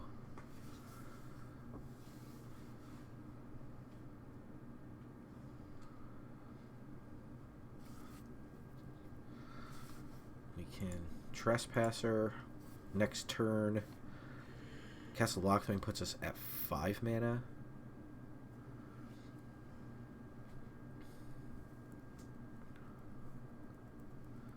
we just have to draw the Celestus so we can play 2 3-drops. There you go. Blink of an eye on the squirrel. Very aggressive.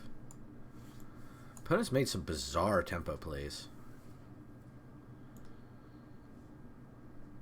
Swamp here. Trespasser. Get rid of Brazen. And then Squirrel here. Yep. Kidoki.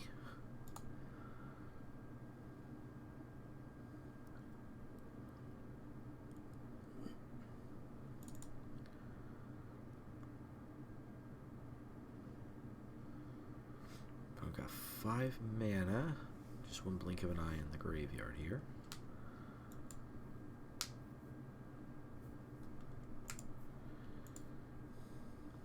Golos.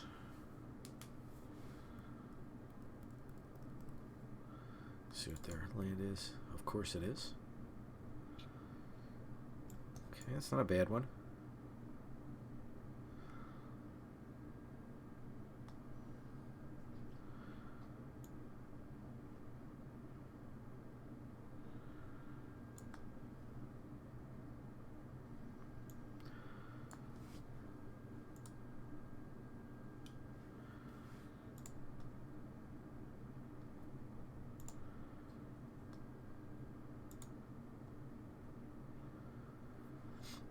Golos here. All we can do.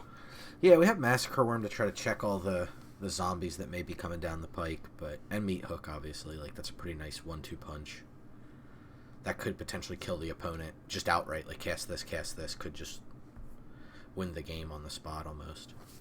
Yeah. Teferi. They're going to plus.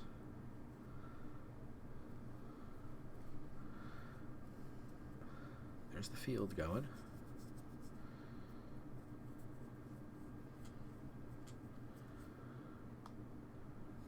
Jadar's a decent draw.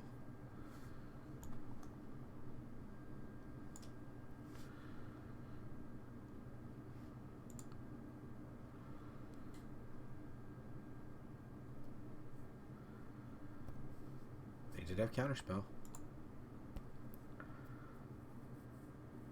Okay.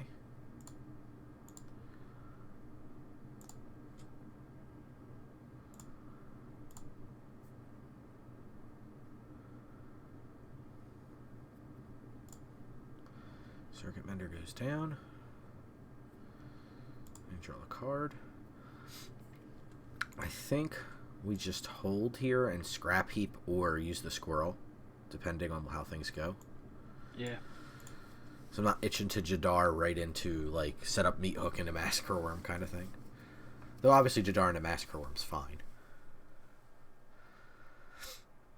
So opponent's got 5 cards here.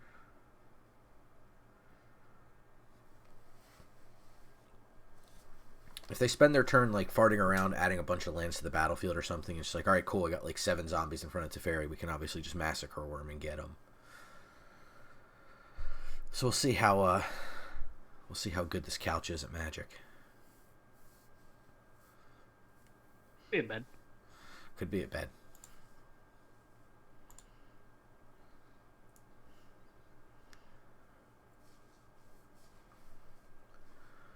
Patient Rebuilding. Okay.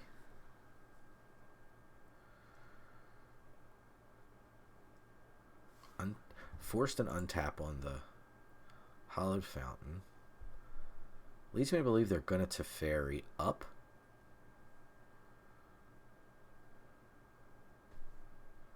Yep.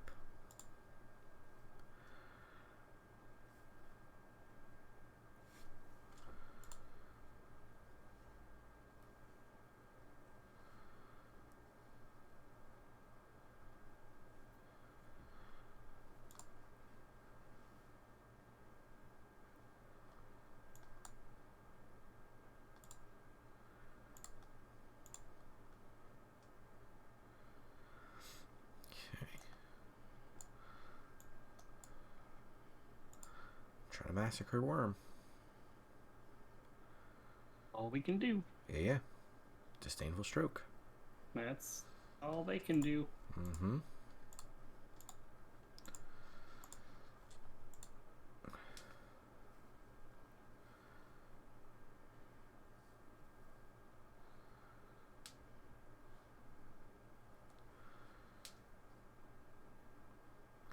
Pretty good hit from them.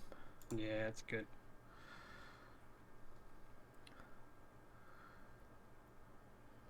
We'll see what they can do. I don't know if we're going to be able to overcome this Teferi or not, though. Massacre was kind of our best bet. But opponent running Counterspell into Disdainful. Pretty brutal. This is the deck we talked about being like one of the toughest matchups for us. Is this kind of aggressive deck. I think we want probably Squirrel here, so we can Jadar. Let me see, what's Teferi at? 3. They just have to scrap heap here. Well, they haven't used it yet. So. Okay. So So no. it will be at 4 or 5. I don't know how many pluses for. I think just 1. I think we want Squirrel then, for the most long-term effort. They're going for the plus again.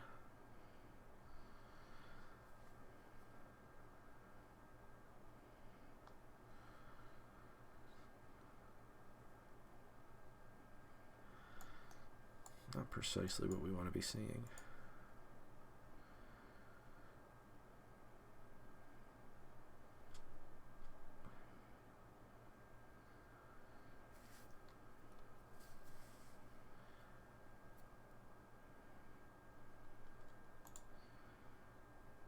Jesus, serious? Oh my God. There's mono counter spells? Okay.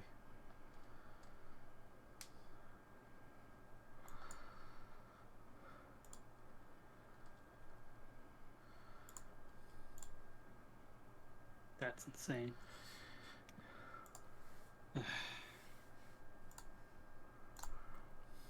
Yeah. Gutterbones and Woe Strider, that's pretty nice. That can definitely help. We'll see. We need him to draw dead for a little while. It's gonna be rough for them having multiple draws. Yeah. Yeah, they're giving a lot of cards.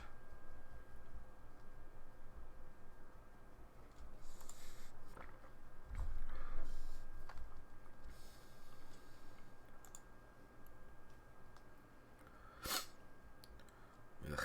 Discover the formula.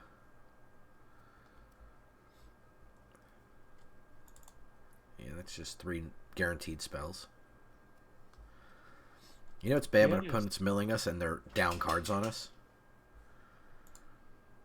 You know the game's not going well for us.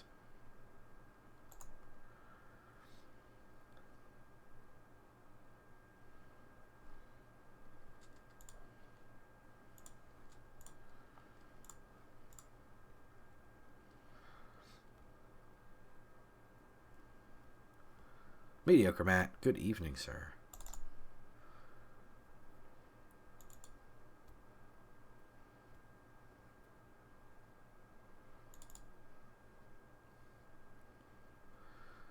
Okay. The free sacrifice. Yeah.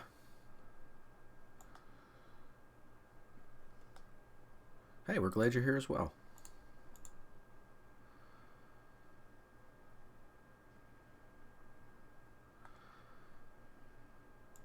Swamp's fine. I guess it doesn't. I guess it's not sacrifice of permanent. No, I guess it's a creature. That's okay.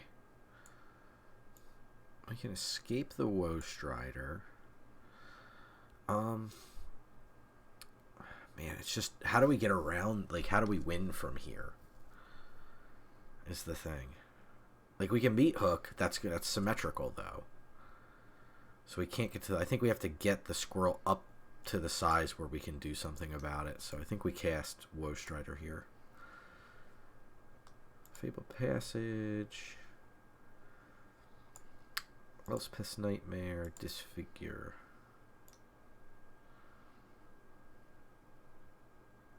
I guess Jadar is the 4th. Yeah. I'd rather not be exiling creatures, but is what it is. Are we gonna hit with the 4th counterspell? Oh, probably. Saturday Magic land. Super Stream. Yeah, it's cube, so we wanted to get some cube action in. We love some cube. We're on a black-green sacrifice deck. So we could sack the goat. Mm-hmm. To get the squirrel up to 3 and then meet Hook for 2.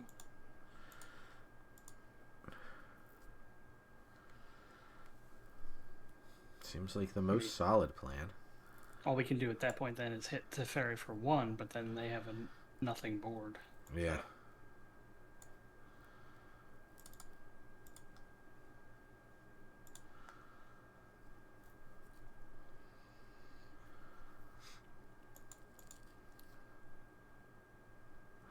Nope. 3rd counterspell.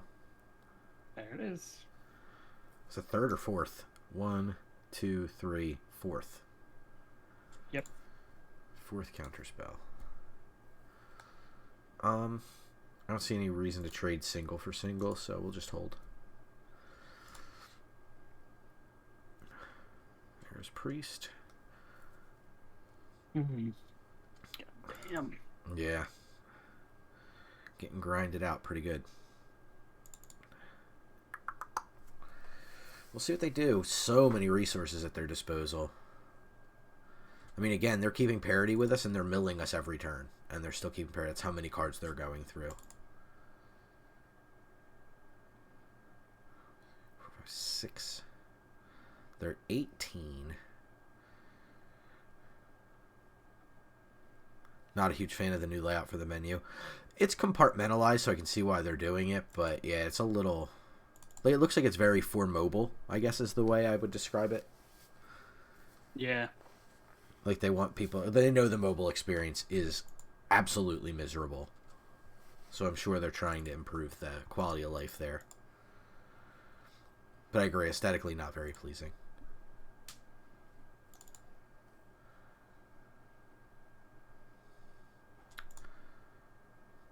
They just can't get enough cards.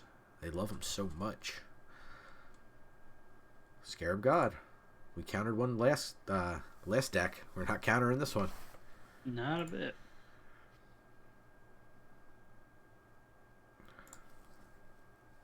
We're not doing much this game. No, I don't know as though there's a card in the deck that gets us out of this. And it is not Blooming Marsh, I can tell you that much. Let's start with Castle Lochthwain. See if we can draw some cards about it. Forest, also not it, I will point out. I don't know. I think we're just spinning our wheels mostly.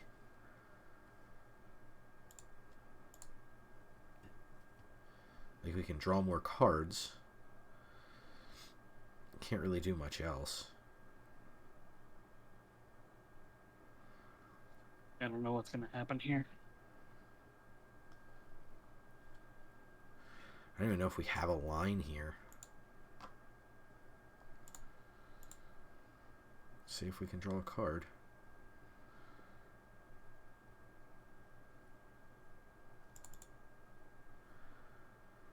Celestis ain't it. Alright, so whatever, if they target something in our yard, we can scrap heap it.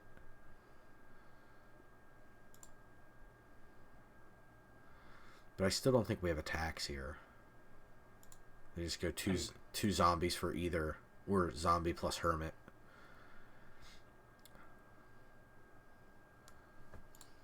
I mean, we could always scrap heap. And then... No, then we're out of mana. Well, no, we could... Woe Strider. Yeah, they're going to scrap. Smartly scarab their own graveyard. Ugh. Yeah. We'll give it one more turn cycle and see if we get anything, but I think we're probably on mono land at this point. We have one swamp in the yard. We have one Fabled Passage exiled. So that's 2, 3, 4, 5, 6, 7, 8, 9, 10. 14 land. It's a third land. With Celestis being on the bottom.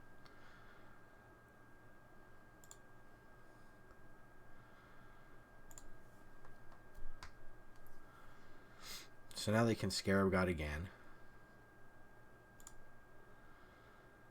Let that resolve, it looks like. Yeah.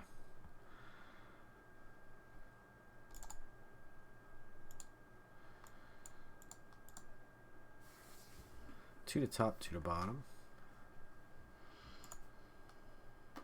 There's Vraska and Ophiomancer. Ophiomancer is something, but not anything extraordinary.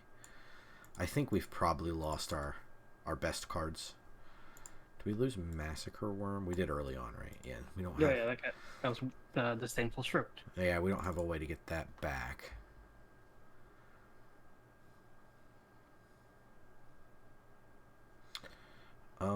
Do I care about that?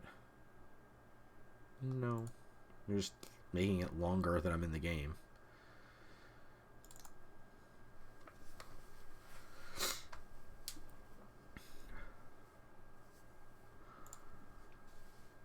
Not really sure why they did that. I don't know. It's a little odd.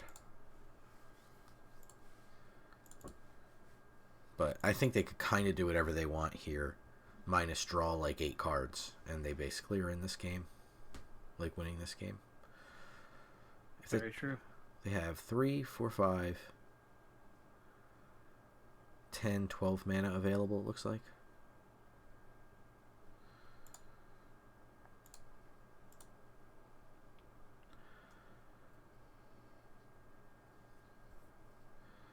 Sap Vitality certainly is not going to do it.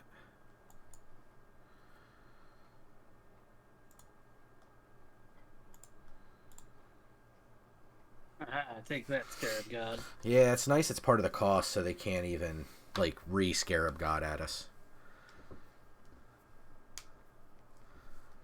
Gotta play in your own graveyard. But you have, I don't know why they haven't gotten Golos.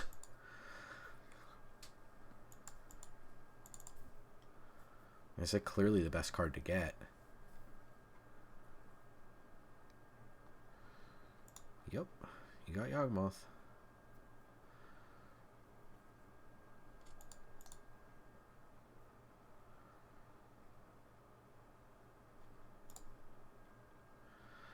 Agadeem's Awakening.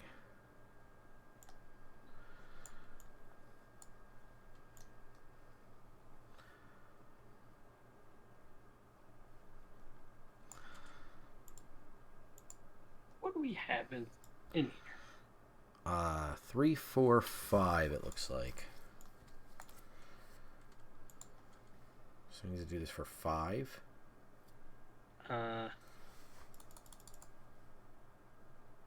Yes.